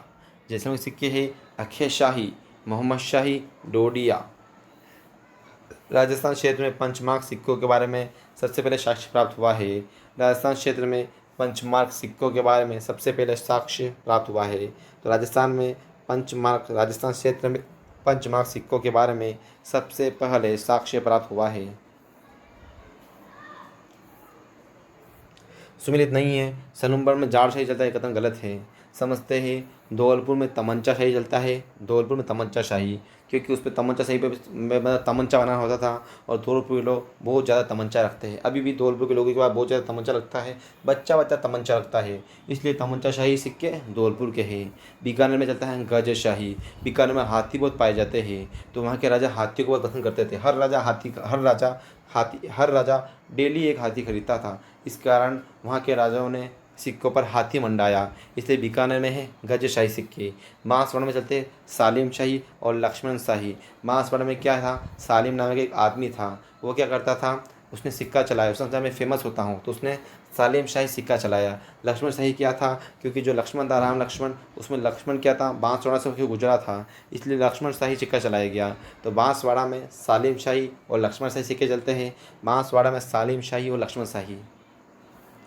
राजस्थान के विख्यात इतिहासकार जो एक समाज सुधारक भी थे वह हरिविलास शारदा, उसने शारदा एक्ट लगाया था। राजस्थान के विख्यात इतिहासकार हरिविलास शारदा है जो एक समाज सुधारक भी थे, उन्होंने राजस्थान के विख्यात इतिहासकार हरिविलास शारदा है जो एक समाज सुधारक भी थे। प्राचीन भारतीय प्राचीन लिपिमाला गौरीशंकर हीराचंद ओझा ने लिखी है। भारतीय प्राचीन लिपिमाला के लेखक गौरीशंकर हीराचंद ओझा है। कर्नल जेम्स टॉड प्रथम अंग्रेजी इतिहासकार था जिसने राजस्थान की जागीरदारी फ्यूडलिज्म व्यवस्था पर लिखा है। कर्नल जेम्स टॉड प्रथम अंग्रेजी इतिहासकार था जिसने राजस्थान की जागीरदारी फ्यूडलिज्म व्यवस्था पर लिखा है। कर्नल जेम्स टॉड प्रथम अंग्रेजी इतिहासकार था जिसने राजस्थान की जागीरदारी फ्यूडलिज्म व्यवस्था पर लिखा है। कवि राजा श्यामल दास एवं पुरातत्ववेत्ता मुनि विजय का जिस जिले में जन्म हुआ वह भीलवाड़ा है। कवि राजा श्यामल दास एवं पुरातत्ववेत्ता मुनि जिन विजय का जिस जिले में जन्म हुआ वह जिला भीलवाड़ा है। तो कवि राजा श्यामल दास एवं पुरातत्व मुनि का जन्म पुरातत्ववेत्ता मुनि जिन विजय। देखो, कवि राजा श्यामल दास एवं पुरातत्ववेत्ता मुनि जिन विजय का जन्म भीलवाड़ा में हुआ है। कवि राजा श्यामल दास एवं पुरातत्ववेत्ता मुनि जिन विजय का जन्म भीलवाड़ा में हुआ है। Annals and antiquities of Rajasthan के लेखक colonel James Tod political agent थे पश्चिमी राजपूत स्टेट के। तो annals and antiquities of Rajasthan के लेखक कर्नल जेम्स टॉड पश्चिमी राजपूत स्टेट के पॉलिटिकल एजेंट थे। कर्नल जेम्स टॉड पश्चिमी राजपूत स्टेट के पॉलिटिकल एजेंट थे। कर्नल जेम्स टॉड द्वारा लिखी गई annals and antiquities of Rajasthan का दूसरा नाम the central and western Rajput states of India है। कर्नल जेम्स टॉड द्वारा लिखित annals and antiquities of Rajasthan पुस्तक में टॉड ने इसका दूसरा नाम दिया है दी central and western Rajput states of India. The central and western Rajput states of India. DL टेस्टिटोरी संबंधित है चारण साहित्य से। DLP टेस्टिटोरी संबंधित है चारण साहित्य से, इसको टेस्टिटोरी या टेस्टिटोरी भी कहा जाता है। डॉक्टर LP टेस्टिटोरी संबंधित है चारण साहित्य से। डॉक्टर LP टेस्टिटोरी संबंधित है चारण साहित्य से। डॉक्टर LP टेस्टिटोरी संबंधित है चारण साहित्य से। राजपुताना में कोई छोटा राज्य भी शायद ही हो जिसमें थर्मोपली जैसा युद्ध का मैदान एवं लियोनिडास जैसा वीर योद्धा पैदा न हुआ हो। उत्कथन राजपुताने के बारे में कर्नल जेम्स टॉड ने कहा है, वापस सुनो, राजपुताने में कोई छोटा राज्य शायद ही ऐसा हो जिसमें थर्मोपले जैसा युद्ध न हुआ हो और लियोनिडास जैसा कोई वीर योद्धा पैदा न हुआ हो। उत्कथन राजपुताने के संबंध में कर्नल जेम्स टॉड ने कहा है। 65 तक कंप्लीट कर लिया है माशाल्लाह, 64 तक अपने कंप्लीट कर लिया है। अब मिलते हैं इंशाल्लाह अगले पार्ट अपन कल कंप्लीट करेंगे।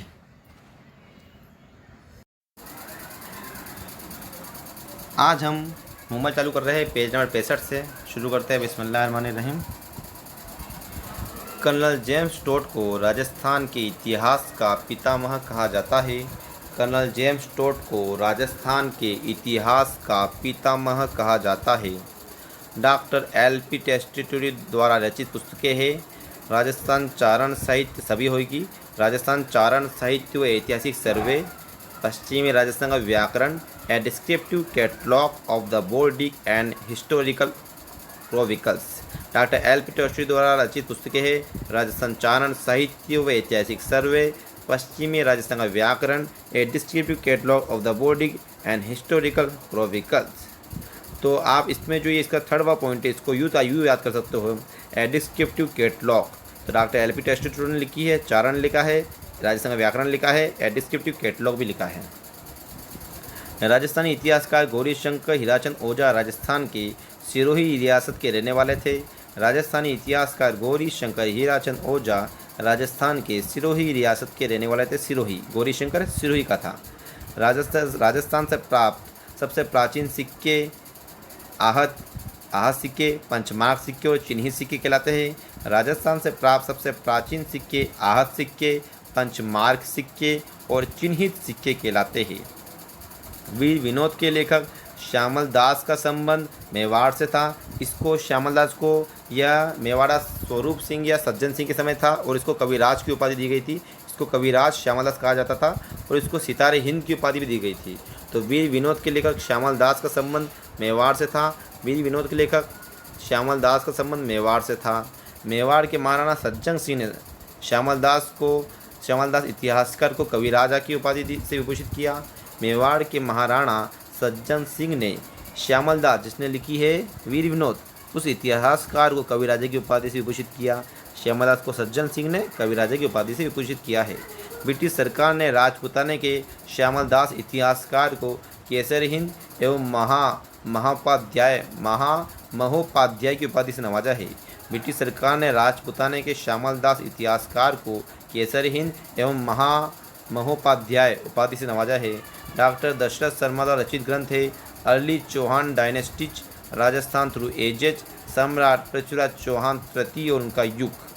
डॉक्टर दशरथ शर्मा द्वारा रचित ग्रंथ है early Chauhan dynasties Rajasthan through ages, सम्राट पृथ्वीराज चौहान तृतीय और उनका युग। ये डॉक्टर दशरथ शर्मा ने लिखी है। पंडित रामकरण आसोपा इतिहासकार ने मारवाड़ राज्य के शासकों के साथ साथ जागीरदार और सामंतों का इतिहास भी लिखा है। पंडित रामकरण आसोपा इतिहासकार ने मारवाड़ राज्य के शासकों के साथ साथ जागीरदार और सामंतों का इतिहास भी लिखा है। डिंगल शब्दकोश का निर्माण पंडित रामकरण आसोपा ने किया है। डिंगल शब्दकोश का निर्माण पंडित रामकरण आसोपा ने किया है। सूर्यमल मिश्रण महाराव राम सिंह बूंदी के दरबारी कवि थे। सूर्यमल मिश्रण महाराव राम सिंह बूंदी शासक के दरबारी कवि थे। सूर्यमल मिश्रण बूंदी राज्य के इतिहास लेखन का कार्य सूर्यमल मिश्रण ने किया है। बूंदी राज्य के इतिहास लेखन का कार्य सूर्यमल मिश्रण ने किया है। बूंदी राज्य के इतिहास लेखन का कार्य सूर्यमल मिश्रण ने किया है। पंडित विश्वेश्वर नाथ रेऊ द्वारा रचित ग्रंथ सभी है, देख लेते हैं। पंडित विश्वेश्वर नाथ रेऊ द्वारा रचित ग्रंथ है coins of Marwar, history of the Rashtrakutas, Marwar का इतिहास। पंडित विश्वेश्वर नाथ रेऊ द्वारा रचित ग्रंथ है coins of Marwar, history of the Rashtrakutas, Marwar का इतिहास। राजस्थान के मुंशी देवी प्रसाद ने, ये मुंशी देवी प्रसाद इतिहासकार है, राजस्थान के मुंशी देवी प्रसाद इतिहासकार ने नैन्सी को राजस्थान का अबुल फजल और बीकानेर के शासक राय सिंह को राजपुताना कर्ण की संज्ञा दी है। राजपुताना के मुंशी देवी प्रसाद इतिहासकार ने नैन्सी को राजपुताना का अबुल फजल और बीकानेर के शासक राय सिंह को राजपुताना की कर्ण की संज्ञा दी है। मुंशी देवी प्रसाद ने निम्न पुस्तकें लिखी है मारवाड़ का भूगोल, राव मालदेव का जीवन चरित्र और राजा भारमल आदि पुस्तकों का लेखन कार्य किया है। तो मुंशी देवी प्रसाद ने मारवाड़ का भूगोल, राव मालदेव का जीवन चरित्र, राजा भारमल की पुस्तक का लेखन कार्य किया है। शेखावटी क्षेत्र की कला संपदा के संरक्षण हेतु 28 जून 2006 को राजकीय संग्रहालय की स्थापना सीकर में की गई है। मजेदार क्वेश्चन है। शेखावटी क्षेत्र की कला संपदा के संरक्षण हेतु 28 जून 2006 को राजकीय संग्रहालय की स्थापना सीकर में की गई है। पोथीखाना जयपुर, पुस्तक प्रकाश जोधपुर एवं सरस्वती भंडार उदयपुर में समृद्ध साहित्य उपलब्ध है, जो न केवल राजस्थान को बल्कि भारत को भी समृद्ध बनाए हुए है। यह राजस्थानी साहित्य से संबंधित है। समझो, पोथीखाना जयपुर में है, पुस्तक प्रकाश जोधपुर में है, सरस्वती भंडार उदयपुर में है। ये सब समृद्ध साहित्य उपलब्ध है और जो न केवल राजस्थान को बल्कि भारत को भी समृद्ध बनाए हुए हैं। यह संबंधित है राजस्थानी साहित्य से। श्री सरस्वती प्रकाश पुस्तकालय फतेहपुर सीकरी है में स्थित है। देखो श्री सरस्वती प्रकाश, देखो वो स्थित है, वो है सरस्वती भंडार उदयपुर में स्थित है। अब है सरस्वती प्रकाश पुस्तकालय, श्री सरस्वती प्रकाश पुस्तकालय जो अलब्ध एवं दुर्लभ साहित्य का अप्रीतम खजाना है या अप्रतिम खजाना है, यह फतेहपुर सीकर में स्थित है। श्री सरस्वती प्रकाश पुस्तकालय जो अलब्ध एवं दुर्लभ साहित्य का अप्रतिम खजाना है, यह फतेहपुर सीकर में स्थित है। ऐतिहासिक प्रमाणों, दस्तावेजों, पत्रों, मुगल फरमानों एवं हस्तचित्रित तस्वीरों के एल्बम के अध्ययन हेतु संग्रहण राजस्थान राज्य अभिलेखागार बीकानेर में स्थित है। ऐतिहासिक प्रमाणों, दस्तावेजों, पत्रों, मुगल फरमानों एवं हस्तचित्रित तस्वीरों के एल्बम के अध्ययन हेतु राजस्थान राज्य अभिलेखागार बीकानेर है। पोथीखाना संग्रहालय जयपुर में स्थित है। पोथीखाना संग्रहालय जयपुर में स्थित है। गलत है, तो रूपायन संस्थान अजमेर में नहीं भाई, रूपायन संस्थान बोरुंदा जोधपुर में स्थित है। रूपायन संस्थान बोरुंदा जोधपुर में स्थित है, सही पढ़ते हैं। पुस्तक प्रकाश पुस्तकालय जोधपुर में स्थित है। पुस्तक प्रकाश पुस्तकालय जोधपुर में स्थित है। पोथीखाना जयपुर में स्थित है। पोथीखाना जयपुर में स्थित है। सरस्वती भंडार उदयपुर में स्थित है। एक सरस्वती भंडार उदयपुर में स्थित है और एक और सरस्वती प्रकाश पुस्तकालय फतेहपुर सीकर में स्थित है और सरस्वती भंडार उदयपुर में स्थित है। रूपायन संस्था बोरुंदा जोधपुर में स्थित है। राजस्थानी साहित्य अकादमी, देखो इस संस्थान की कौन सी पत्रिका निकलती है, तो राजस्थानी साहित्य अकादमी मधुमती पत्रिका निकालती है। राजस्थानी साहित्य अकादमी मधुमती पत्रिका निकालती है। राजस्थानी साहित्य अकादमी मधुमती पत्रिका निकालती है। राजस्थानी सिंधी अकादमी रिहाण पत्रिका निकालती है। राजस्थानी सिंधी अकादमी रिहाण पत्रिका निकालती है, सिंधी निकालती है रिहाण पत्रिका। राजस्थानी भाषा साहित्य एवं संस्कृत अकादमी जागती जोत पत्रिका निकालती है। राजस्थानी भाषा साहित्य एवं संस्कृत अकादमी जागती जोत, यूँ भी याद कर सकते हो। राजस्थान साहित्य अकादमी मधुमती है, सिंधी रिहाण है, संस्कृत जागती जोत है। राजस्थान में जोधपुर स्थान पर लोक वाद्यों का संग्रहालय स्थित है। राजस्थान में जोधपुर स्थान पर या जोधपुर जिले में लोक वाद्यों का संग्रहालय स्थित है। राजस्थान में इंडो ग्रीक सिक्के मुख्यतः बेराट और सांबर में मिले हैं। राजस्थान में इंडो ग्रीक सिक्के मुख्यतः बेराट और सांबर में मिले हैं। राजस्थान में इंडो ग्रीक सिक्के मुख्यतः बेराट और सांबर में मिले हैं। इसमें आंसर होगा आहड़ ताम्रपत्र। देखो इसका आंसर है 4312 मतलब आहड़ ताम्रपत्र 1206 ईस्वी का है। यह इसमें सोलंकी नरेश की वंशावली का वर्णन मिलता है। आहड़ ताम्रपत्र 1206 ईस्वी का है, इसमें सोलंकी नरेश की वंशावली का वर्णन मिलता है। खेरादा ताम्रपत्र 1437 ईस्वी का है, इसमें कुंभा के समय दान में दिए गए खेत, उस समय की प्रचलित मुद्रा, धार्मिक स्थिति का पता चलता है। खेरादा ताम्रपत्र 1437 ईस्वी का है, इसमें कुंभा के समय दान में दिए गए खेत, उसमें प्रचलित मुद्रा, धार्मिक स्थिति का पता चलता है। चीकली ताम्रपत्र 1483 ईस्वी का है। चीकली ताम्रपत्र 1483 ईस्वी का है। चीकली ताम्रपत्र 1483 ईस्वी का है, इसमें मतलब किसानों से वसूल की जाने वाली विविध लाख भागों का पता चलता है। इसमें किसानों से वसूल की जाने वाली लाख भागों का पता चलता है। इसमें किसानों से वसूल की जाने वाली प्रमुख लाख भागों का पता चलता है। पूर्व का ताम्रपत्र 1535 ईस्वी का है। पूर्व का ताम्रपत्र 1535 ईस्वी का है, इसमें हाड़ी रानी करमेती या कर्मावती के जौहर का पता चलता है। कौन सा? पूर्व के ताम्रपत्र से।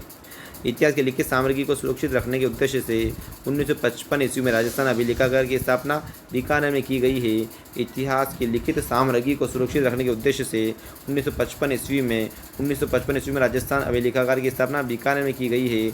राज्य के विलुप्त हो रही कलाओं के संरक्षण, खोज एवं संवर्धन करने, उनको समन्वित विकास करने के उद्देश्य से देवीलाल सामर द्वारा भारतीय लोक कला मंडल की स्थापना उदयपुर में की गई है। 1942 में उदयपुर में की गई है। राज्य की विलुप्त हो रही कलाओं के संरक्षण, खोज एवं संवर्धन करने, उनका समन्वित विकास करने के उद्देश्य से देवीलाल सामर द्वारा भारतीय लोक कला मंडल की स्थापना 1942 में उदयपुर में की गई है। मतलब देवीलाल सामर द्वारा भारतीय लोक कला मंडल की स्थापना 1942 में उदयपुर में की गई है। जिनभद्रसूरी ज्ञान भंडार जैसलमेर में स्थित है। जिनभद्रसूरी ज्ञान भंडार जैसलमेर में स्थित है। जिनभद्रसूरी ज्ञान भंडार जैसलमेर में स्थित है। गुर्जर प्रतिहार वंश के शासक मिहिर भोज की प्रशस्ति है ग्वालियर अभिलेख है, जिसमें प्रतिहार शासकों की राजनीतिक उपलब्धियों तथा उनके वंशावली को ज्ञात करने का पता चलता है। प्रमुख स्रोत है गुर्जर प्रतिहार वंश के शासक मिहिर भोज की प्रशस्ति है ग्वालियर अभिलेख है। जिसमें प्रतिहार शासकों की राजनीतिक उपलब्धियों तथा उनके वंशावली को याद करने का मुख्य स्रोत है। यह एक है कंसवा कोटा अभिलेख और देखो सॉरी इस एक तो है कंसवा कोटा अभिलेख और एक पुटुली चित्तौड़गढ़ अभिलेख है जो मौर्यों का राजस्थान संबंध बताता है। कंसवा कोटा अभिलेख जो राजा धवल की जानकारी देता है, पुटुली चित्तौड़गढ़ का अभिलेख है। देखो कंसवा कोटा अभिलेख और पुटुली चित्तौड़गढ़ का अभिलेख जो मौर्यों को राजस्थान से संबंध था उसकी जानकारी बताता है। कंसवा कोटा का अभिलेख, पुटुली चित्तौड़गढ़ का अभिलेख मौर्यों का राजस्थान से संबंध बताता है। कंसवा कोटा अभिलेख और पुटुली चित्तौड़गढ़ का अभिलेख मतलब मौर्यों का राजस्थान से संबंध बताता है। भोज प्रथम प्रतिहार राजा के काल में प्रसिद्ध ग्वालियर प्रशस्ति की रचना की गई थी। भोज प्रथम प्रतिहार राजा के काल में प्रसिद्ध ग्वालियर प्रशस्ति की रचना की गई थी। तो भोज प्रथम प्रतिहार भोज प्रथम प्रतिहार राजा के काल में प्रसिद्ध ग्वालियर प्रशस्ति की रचना की गई थी। भोज प्रथम के काल में ग्वालियर प्रशस्ति की रचना की गई थी। इसमें तुम मिहिर भोज मत बनना। देखो मिहिर भोज की प्रशस्ति से कुछ मतलब पता चलता है, राजनीतिक उपलब्धि पता चलता है, लेकिन राजा भोज प्रथम के काल में ग्वालियर प्रशस्ति की रचना की गई थी। विजय की डूंगरी पर सर्वप्रथम अशोक का अभिलेख कैप्टन बर्ट ने 1837 ईस्वी में खोज की थी। तो विजय की डूंगरी पर सर्वप्रथम अशोक के शिलालेख की खोज कैप्टन बर्ट ने 1837 ईस्वी में की थी। कैप्टन बर्ट ने 1837 ईस्वी में की थी विजय की डूंगरी पर सर्वप्रथम अशोक के शिलालेख की खोज। राजस्थान का राज प्रशस्ति शिलालेख सबसे बड़ा है। राजस्थान का 25 शिलालेखों पर है। राजस्थान में राज प्रशस्ति शिलालेख सबसे बड़ा है। आबू का शिलालेख पाली और ब्राह्मी लिपि में लिखा गया है। आबू का शिलालेख पाली और ब्राह्मी लिपि में लिखा गया है। आबू का शिलालेख पाली और ब्राह्मी लिपि में लिखा गया है। राजस्थान का सबसे प्राचीन शिलालेख बरडली का लेख आमेर है। राजस्थान का सबसे प्राचीन शिलालेख माना जाता है बरडली का लेख आमेर। राजस्थान का सबसे प्राचीन अभिलेख बरडली का लेख आमेर है। जमवा रामगढ़ प्रस्तर अभिलेख जो 1613 ईस्वी का है, जिससे ज्ञात होता है राजा मान सिंह अपने पिता भगवान दास का दत्तक पुत्र था। देखो जमवा रामगढ़ जयपुर में स्थित है। तो जमवा रामगढ़ प्रस्तर अभिलेख 1613 ईस्वी, जमवा रामगढ़ प्रस्तर अभिलेख 1613 ईस्वी, जमवा रामगढ़ प्रस्तर अभिलेख 1613 ईस्वी, जमवा रामगढ़ प्रस्तर अभिलेख 1613 ईस्वी से ज्ञात होता है कि मान सिंह अपने पिता भगवान दास का दत्तक पुत्र था।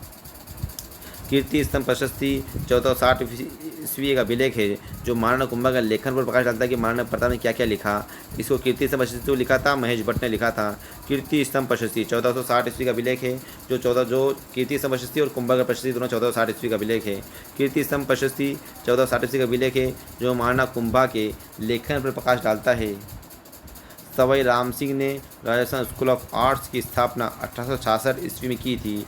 सवाई राम सिंह ने, तुम इसको यूँ भी याद कर सकते हो हम, सवाई 66 राम सिंह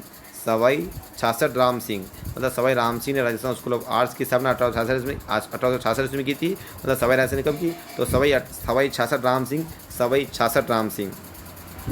17वीं शताब्दी की रचना राज प्रशस्ति महाकाव्य के रचयिता रणछोड़वर तेलंग है। 17वीं शताब्दी की रचना राज प्रशस्ति महाकाव्य के रचयिता रणछोड़वर तेलंग है।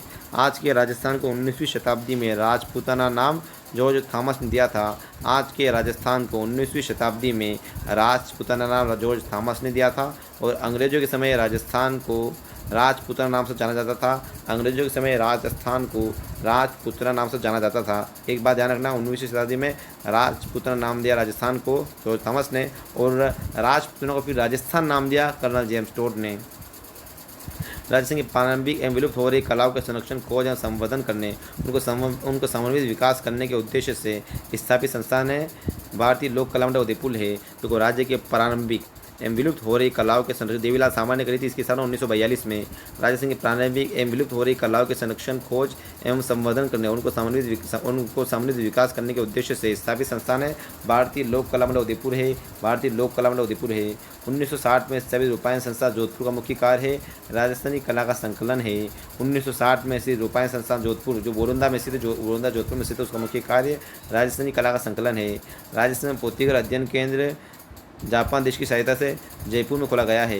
देखो राजस्थान पोथीगर अध्ययन केंद्र जयपुर में स्थित है और इसमें जापान देश की सहायता से खोला गया है।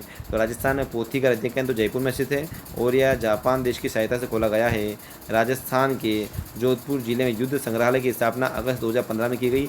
राजस्थान के जोधपुर जिले में राजस्थान के युद्ध जोधपुर में हुए, इसलिए राजस्थान के जोधपुर जिले में युद्ध संग्रहालय की स्थापना अगस्त 2015 में की गई थी। चिरवा शिलालेख के बारे में सही कथन कौन सा है? तो चिरवा शिलालेख के बारे में सही कथन है 1, 2, 3। यह 1273 ईस्वी में संस्कृत भाषा में उत्कीर्ण है। यह 1273 ईस्वी में संस्कृत भाषा में उत्कीर्ण है। तो चिरवा शिलालेख 1273 ईस्वी का अभिलेख है और यह संस्कृत भाषा में उत्कीर्ण है। तो चिरवा अभिलेख, चिरवा अभिलेख राजस्थान के हाँ चिरवा अभिलेख। तो चिरवा शिलालेख 1273 ईस्वी का अभिलेख है, संस्कृत भाषा में उत्कीर्ण है। रत्न प्रबोध सूरी इसके शिल्पकार थे। रत्न प्रबोध सूरी इसके शिल्पकार थे। इसके शिल्पी देलहन थे। चिरवा उदयपुर में एक स्थान है, चिरवा गांव से प्राप्त होता है चिरवा शिलालेख। 1273 ईस्वी में संस्कृत भाषा में उत्कीर्ण है। रत्न प्रबोध सूरी इसके प्रशस्तिकार थे। रत्न प्रबोध सूरी इसके प्रशस्तिकार थे। इसके शिल्पी देलहन थे। इसके शिल्पी देलहन थे। बिजोले के शिलालेख में चौहानों को वस्त्र गोत्री ब्राह्मण बताया गया है। बिजोले का शिलालेख 1162 ईस्वी का अभिलेख है, 1160 या 1162 है। बिजोले शिलालेख में चौहानों को वस्त्र गोत्री ब्राह्मण बताया गया है। बड़वा ग्राम कोटा में 3 मोखरी युग अभिलेख प्राप्त हुए हैं। बड़वा ग्राम कोटा में 3 मोखरी युग अभिलेख प्राप्त हुए हैं।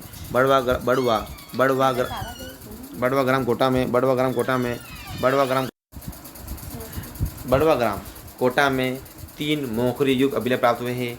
बड़वा ग्राम कोटा में 3 मोखरी अभिलेख प्राप्त हुए हैं। बड़वा ग्राम कोटा में 3 मोखरी अभिलेख प्राप्त हुए हैं। बड़वा ग्राम कोटा में 3 मोखरी अभिलेख प्राप्त हुए हैं। बड़वा ग्राम कोटा में 3 मोखरी युग अभिलेख प्राप्त हुए हैं। मारवाड़ परगना विगत मुनोद नैन्सी का ग्रंथ का लिखा हुआ ग्रंथ है। मारवाड़ परगना विगत मुनोद नैन्सी के द्वारा लिखा गया ग्रंथ है। राजस्थान प्राच्य विद्या प्रतिष्ठान जोधपुर जिले में स्थित है। राजस्थान प्राच्य विद्या प्रतिष्ठान जोधपुर जिले में स्थित है। राजस्थान प्राच्य विद्या प्रतिष्ठान जोधपुर जिले में स्थित है। मुंडियारी ख्यात मारवाड़ के राठौड़ का विषय है। मुंडियारी ख्यात मारवाड़ के राठौड़ का विषय है। मुंडियारी ख्यात मारवाड़ के राठौड़ का विषय है। मुंडियारी ख्यात मारवाड़ के राठौड़ का विषय है। मुंडियारी ख्यात मारवाड़ के राठौड़ का विषय है। राजपूताना की बीकानेर रियासत के सिक्कों पर एक और सम्राज्ञी विक्टोरिया का चेहरा है। देखो, राजपूताना की बीकानेर रियासत के सिक्कों पर एक और सम्राज्ञी विक्टोरिया का चेहरा है और अंग्रेजी में विक्टोरिया एम्प्रेस लिखा होता था तथा दूसरी ओर नागरिक उर्दू लिपि में महाराजा का नाम लिखा होता था। समझो वापस, राजपूताना की बीकानेर रियासत के सिक्कों पर एक और तो सम्राज्ञी विक्टोरिया का चेहरा होता था, अंग्रेजी में विक्टोरिया एम्प्रेस लिखा होता था तथा दूसरी ओर नागरिक उर्दू लिपि में लिखा होता था, महाराजा लिखा होता था। बीकानेर में होता था क्योंकि बीकानेर में सबसे ज़्यादा अंग्रेजों के तलवे छाटे हैं। रीमा हुजा ने ए हिस्ट्री ऑफ राजस्थान के लेखक है। रीमा हुजा एक आदमी है, रीमा हुजा, उसने लिखी है ए हिस्ट्री ऑफ राजस्थान। रीमा हुजा ने क्या लिखी है? ए हिस्ट्री ऑफ राजस्थान। रीमा हुजा ने लिखी है एक हिस्ट्री ऑफ राजस्थान। रीमा हुजा ने लिखी है हिस्ट्री ऑफ राजस्थान। रीमा हुजा ने लिखी है हिस्ट्री ऑफ राजस्थान लिखी है। राजस्थान में जन्मे संस्कृत के विद्वान कवि मार्क थे। बहुत मजेदार क्वेश्चन, इसमें पढ़ा कन्फ्यूज होता हूँ मैं। राजस्थान में जन्मे संस्कृत के विद्वान कवि मार्क थे। राजस्थान में जन्मे संस्कृत के विद्वान कवि मार्क थे। राजस्थान में जन्मे संस्कृत के विद्वान कवि मार्क थे। राजस्थान में जन्मे संस्कृत के महान कवि मार्क थे, विद्वान कवि मार्क थे। शिशुपाल वदम संस्कृत महाकाव्य के रचयिता महाकवि मार्क का निवास स्थान भीनमाल था, जालोर था। शिशुपाल वदम संस्कृत महाकाव्य के रचयिता महाकवि मार्क का निवास स्थान भीनमाल था। शिशुपाल वदम संस्कृत महाकाव्य के रचयिता महाकवि मार्क का निवास स्थान भीनमाल था। शिशुपाल वदम संस्कृत महाकाव्य के रचयिता महाकवि मार्क का निवास स्थान भीनमाल था। शिशुपाल वदम संस्कृत महाकाव्य के रचयिता महाकवि मार्क का स्थान निवास स्थान भीनमाल था। शिशुपाल वदम संस्कृत महाकाव्य के रचयिता महाकवि मार्क का निवास स्थान भीनमाल था। इतिहास के सबसे प्रामाणिक स्रोत पुरातात्विक स्रोत होते हैं। इतिहास के सबसे प्रामाणिक स्रोत पुरातात्विक स्रोत होते हैं। इतिहास के सबसे प्रामाणिक स्रोत पुरातात्विक स्रोत होते हैं। इतिहास के सबसे प्रामाणिक स्रोत पुरातात्विक स्रोत होते हैं। इतिहास के सबसे प्रामाणिक स्रोत पुरातात्विक स्रोत होते हैं। इतिहास के सबसे प्रामाणिक स्रोत पुरातात्विक स्रोत होते हैं। नया टॉपिक अब अपना नया टॉपिक चलूँगा गुर्जर प्रतिहार वंश। अभी हम कंप्लीट करेंगे वापस, मिलते हैं इंशाल्लाह।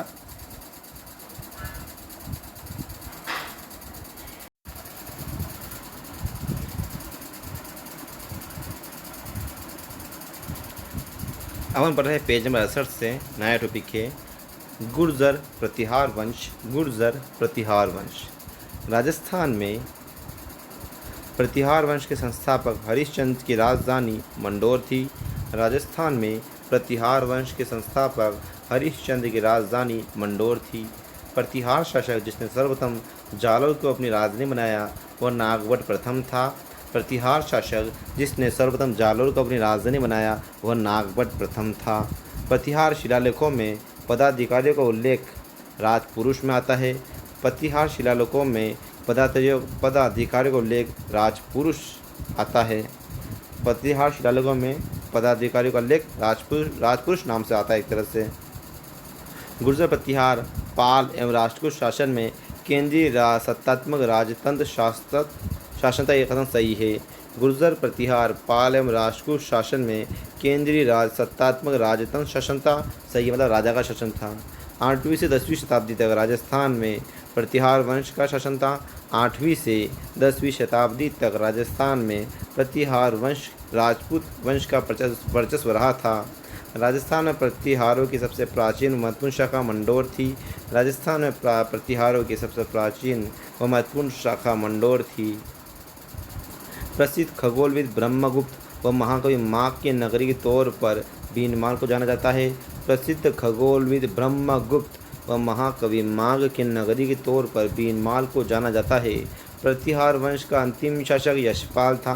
प्रतिहार वंश का अंतिम शासक यशपाल था। आबानेरी तथा राजौरगढ़ के कलात्मक वैभव गुर्जर प्रतिहार वंश के काल के हैं। आबानेरी तथा राजौरगढ़ के कलात्मक वैभव गुर्जर प्रतिहार काल के हैं। चीनी यात्री हेनसांग ने गुर्जरों की राजधानी कुचेलो बताया है। चीनी यात्री हेनसांग ने गुर्जरों की राजधानी को कुचेलो बताया है। वापस समझ लो, चीनी यात्री हेनसांग ने गुर्जरों की राजधानी कुचेलो बताया है।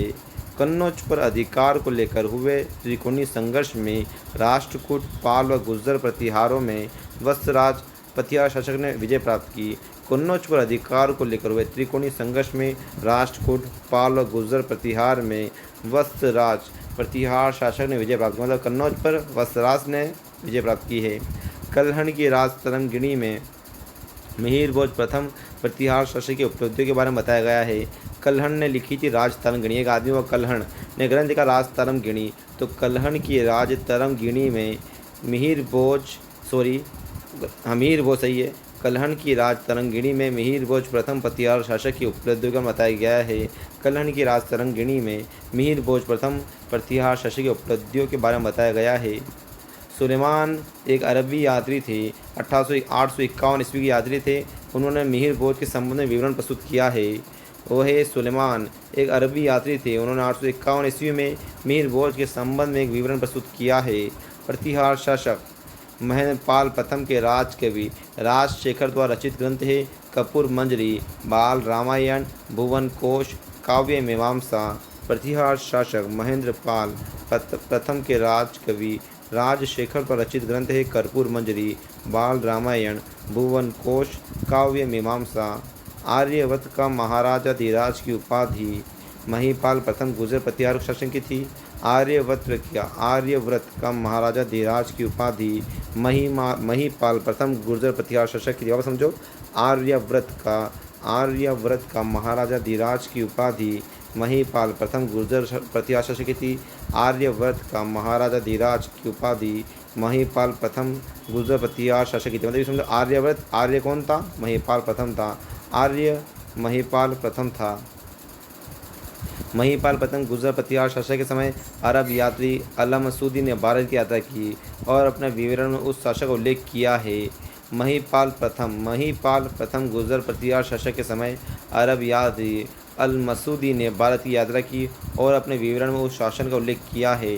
तो महीपाल प्रथम गुर्जर प्रतिहार शासक के समय अरब यात्री अल मसूदी ने भारत की यात्रा की और अपने विवरण में उस शासक का उल्लेख किया है। अल मसूदी ने, तो मतलब ये ध्यान रखो, अल मसूदी महीपाल प्रथम के समय था।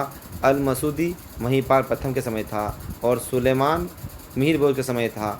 सुलेमान मिहिर भोज के समय था। एक बार यूँ भी याद कर सकते हो, सुलेमान ने चटा मारा मिहिर भोज को। सुलेमान ने चटा मारा मिहिर भोज को। महीपाल प्रथम को चाटा मारा अल मसूदी ने। महीपाल को चाटा मारा अल मसूदी ने।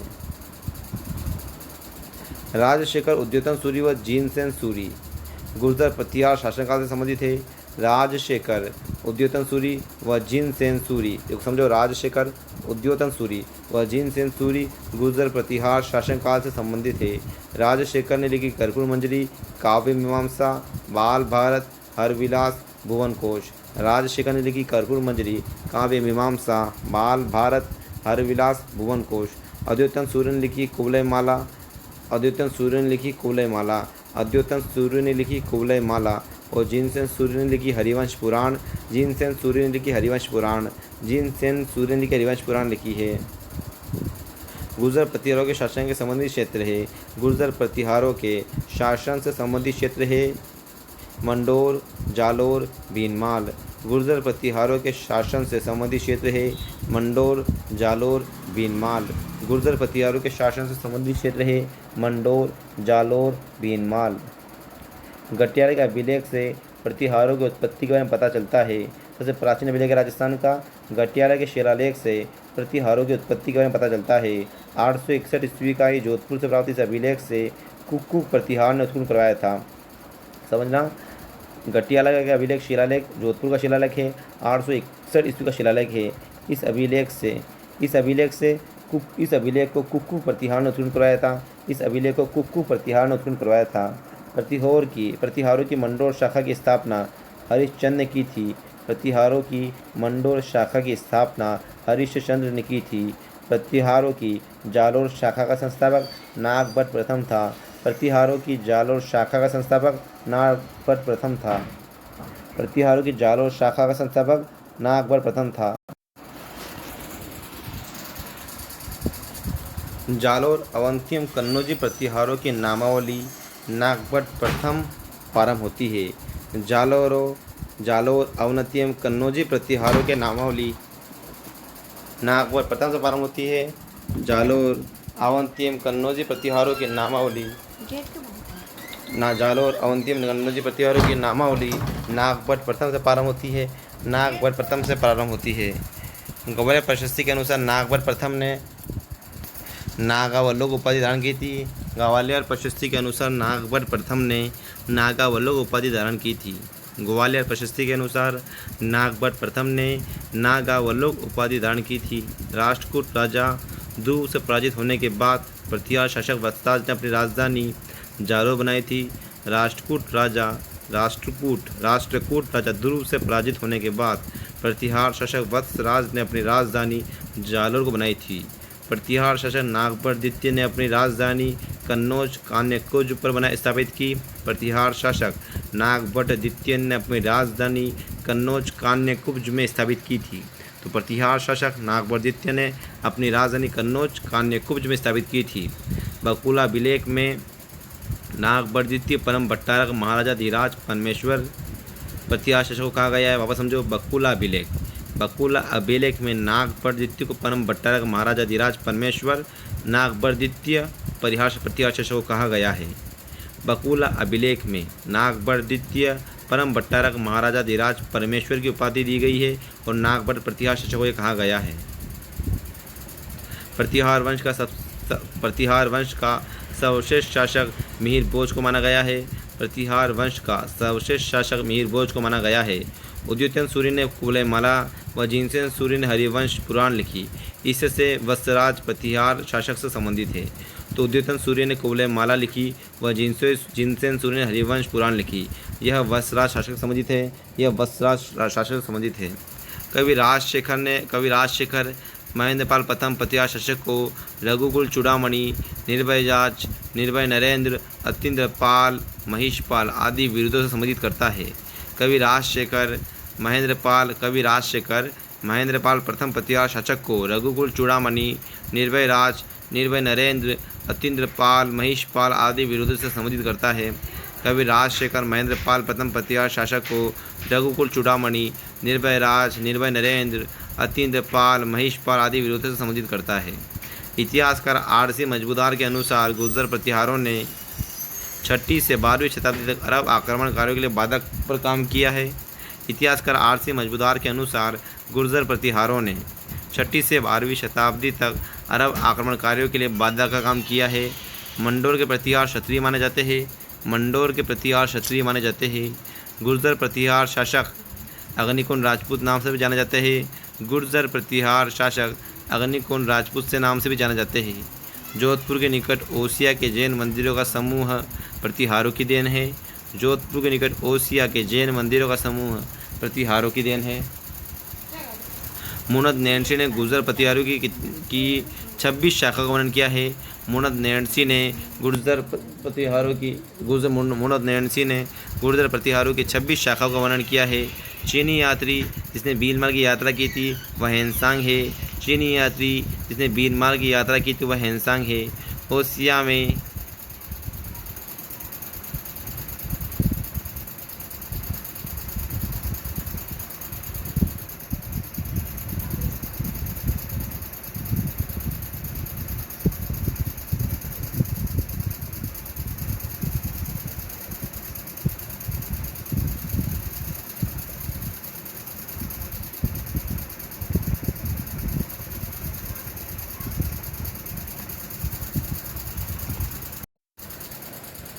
चीनी यात्री हेनसांग ने भीलमाल की यात्रा की थी। चीनी यात्री हेनसांग ने भीलमाल की यात्रा की थी। ओसिया में महावीर स्वामी को समर्पित जैन मंदिर का निर्माण वत्सराज प्रतिहार के राजा के काल में हुआ है। ओसिया में महावीर स्वामी को समर्पित जैन मंदिर का निर्माण वत्सराज प्रतिहार के राजा के काल में हुआ है। महामारू शैली का प्रचलन गुर्जर प्रतिहार के शासनकाल में हुआ। महामारू शैली का प्रचलन गुर्जर प्रतिहार के शासनकाल में हुआ। जोधपुर के नज़दीक ओसिया एक स्थान है जो हिंदू जैन मंदिरों के लिए प्रसिद्ध है, जिसका निर्माण 8वीं और 12वीं शताब्दी के बीच गुर्जर प्रतिहार वंश द्वारा किया गया। जोधपुर के नज़दीक वह एक स्थान ओसिया है जो हिंदू और जैन मंदिरों के लिए प्रसिद्ध है, जिसका निर्माण 8वीं और 12वीं शताब्दी के बीच गुर्जर प्रतिहार वंश द्वारा किया गया था। कुक्कुक प्रतिहार शासक ने 918 ईस्वी में गटियाला के शिलालेख को उत्कीर्ण करवाया था। कुक्कुक प्रतिहार शासक ने 918 ईस्वी में गटियाला के शिलालेख को उत्कीर्ण करवाया था। उज्जैन के गुर्जर प्रतिहार राजवंश का संस्थापक नागभट्ट प्रथम था। उज्जैन के गुर्जर प्रतिहार राजवंश का संस्थापक नागभट्ट प्रथम था। नागभट्ट प्रथम गुर्जर प्रतिहार राजवंश से संबंधित है। नागभट्ट प्रथम गुर्जर प्रतिहार राजवंश से संबंधित है। मंडोर के प्रतिहार वंश से संबंधित प्रारंभिक शासक का नाम हरिश्चंद्र है, इसी ने मंडोर को बसाया था, अपनी राजधानी बनाया था। मंडोर के प्रतिहार वंश से संबंधित प्रारंभिक शासक का नाम हरिश्चंद्र है। प्रतिहार शासक नागभट्ट प्रथम की राजधानी जालौर थी। प्रतिहार शासक नागभट्ट प्रथम की राजधानी जालौर थी। प्रतिहार शासक नागभट्ट प्रथम की राजधानी जालौर थी। नागभट्ट प्रथम वह प्रतिहार शासक है जिसके दरबार को नागावलोक का दरबार व राजा को नागावलोक कहा जाता था। नाग जो कहा जाता है नागभट्ट को कहा जाता है। तो नागभट्ट प्रथम वो प्रतिहार शासक था जिसके दरबार को नागावलोक का दरबार व राजा को नागावलोक कहा जाता था। प्रतिहार शासक नागभट्ट प्रथम को राम का प्रतिहार, क्षत्रिय ब्राह्मण, नारायण की मूर्ति का प्रतीक, इंद्र के गर्व को नाशक विशेषताओं से विभूषित किया गया है। प्रतिहार शासक नागभट्ट प्रथम को राम का प्रतिहार, क्षत्रिय ब्राह्मण, नारायण की मूर्ति का प्रतीक, इंद्र के गर्व को नाशक कहा गया है। प्रतिहार शासक नागभट्ट प्रथम को राम का प्रतिहार, क्षत्रिय ब्राह्मण, नारायण की मूर्ति का प्रतीक और इंद्र के गर्व का नाशक कहा गया है। प्रतिहार वंश का वास्तविक संस्थापक वत्सराज माना जाता है। प्रतिहार वंश का वास्तविक संस्थापक वत्सराज माना जाता है। प्रतिहार एवं पाल शासकों पर अपनी विजय की खुशी में ध्रुव ने गंगा व जमुना के चिन्हों को राष्ट्रकूट कुल चिन्ह एल्बम में शामिल किया। प्रतिहार एवं पाल शासकों पर अपनी विजय की खुशी में ध्रुव ने गंगा व जमुना के चिन्हों को राष्ट्रकूट कुल चिन्ह एल्बम में सम्मिलित किया है। वत्सराज गुर्जर प्रतिहार नरेश ने त्रिकोणात्मक संघर्ष की शुरुआत की। की थी। कन्नौज को प्राप्त करने के लिए पूर्व बंगाल के पाल, दक्षिण से मान्यखेत के राष्ट्रकूट एवं उत्तर पश्चिम से उज्जैन के प्रतिहार के मध्य लगभग 1.5 सदी तक संघर्ष चला।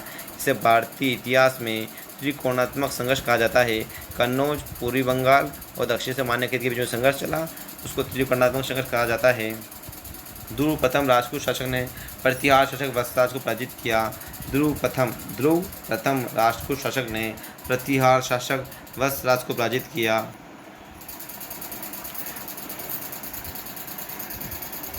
प्रथम प्रतिहार शासक जिसने परम भट्टारक महाराजा धीराज परमेश्वर की उपाधि धारण की थी वह नागभट्ट द्वितीय था। तो नागवर द्वितीय वह शासक था जिसने परम भट्टारक महाराजाधिराज परमेश्वर की उपाधि धारण की थी। नागवर द्वितीय शासक ने जिसने कन्नौज को जीतकर अपनी राजधानी बनाया, जहाँ से प्रतिहारों की कन्नौज की शाखा का आरंभ हुआ। तो नागवर द्वितीय गुर्जर प्रतिहार शासक था जिसने कन्नौज को जीतकर अपनी राजधानी बनवाया, जहाँ से प्रतिहारों की कन्नौज की शाखा का आरंभ हुआ।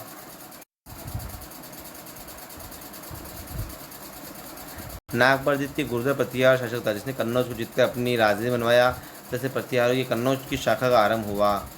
पर भोज प्रथम प्रतिहार राजा के काल में प्रसिद्ध ग्वालियर प्रशस्ति की रचना की गई। भोज प्रथम प्रतिहार राजा के काल में प्रसिद्ध ग्वालियर प्रशस्ति की रचना की गई थी। मिहिर भोज प्रतिहार राजा ने आदि वराह की उपाधि धारण की। मिहिर भोज प्रतिहार राजा ने आदि वराह की उपाधि धारण की थी। भोज मिहिर भोज गुर्जर प्रतिहार वंश का शासक था। भोज मिहिर भोज गुर्जर प्रतिहार वंश का शासक था। सुलेमान अरब यात्री जिसके विवरण से प्रतिहार शासक मिहिर भोज के बारे में कई जानकारी प्राप्त होती है। सुलेमान अरब यात्री था वह जिसके विवरण से प्रतिहार शासक मिहिर भोज के बारे में कई जानकारी प्राप्त होती है। प्रतिहार शासक महेंद्र पाल द्वारा धारण की गई उपाधियाँ है, उनमें है परम भट्टारक, परम भागवत, महाराजाधिराज परमेश्वर। मतलब एक बात ध्यान रखना, प्रतिहार वंश के ज़्यादातर राजाओं ने एक ही जैसी मतलब यानी कि उपाधि धारण की है। प्रतिहार शासक महेंद्र पाल द्वारा धारण की गई उपाधियाँ थी परम भट्टारक, परम भागवत, महाराजाधिराज परमेश्वर। संस्कृत का प्रकांड विद्वान राजशेखर महेंद्र पाल प्रतिहार शासक का राजकवि था। संस्कृत का प्रकांड विद्वान राजशेखर महेंद्र पाल प्रतिहार शासक का राजकवि था। राजशेखर द्वारा रचित ग्रंथ है कर्पूर मंजरी, काव्य मीमांसा, बाल भारत, बाल रामायण, हरविलास, भुवन कोश। राजशेखर द्वारा रचित ग्रंथ है कर्पूर मंजरी, काव्य मीमांसा, बाल भारत, बाल रामायण, हरविलास, भुवन कोश है। महिपाल प्रथम शासक को रघुकुल मुकुटमणि आर्यावर्त का महाराजाधिराज कहा गया है। महिपाल प्रथम शासक को रघुकुल मुकुटमणि आर्यावर्त का महाराजाधिराज कहा गया है। राजपाल प्रतिहार शासक के समय महमूद गजनवी ने कन्नौज पर आक्रमण कर उसे तहस नहस कर दिया था। राजपाल प्रतिहार शासक के समय महमूद गजनवी ने कन्नौज पर आक्रमण कर उसे तहस नहस कर दिया था। गुर्जरों को प्रभाकर वर्धन शासक ने पराजित किया। गुर्जरों को प्रभाकर वर्धन शासक ने पराजित किया था। गुर्जरों को किसने पराजित किया? प्रभाकर वर्धन ने। गुर्जरों को प्रभाकर वर्धन शासक ने पराजित किया। गुर्जरों को प्रभाकर वर्धन शासक ने पराजित किया था। अब कल से चलेंगे। अब राजपूत शासन आधार में कंप्लीट हो चुका है। आज हमने कंप्लीट कर लिया है अपना 70 पेज तक।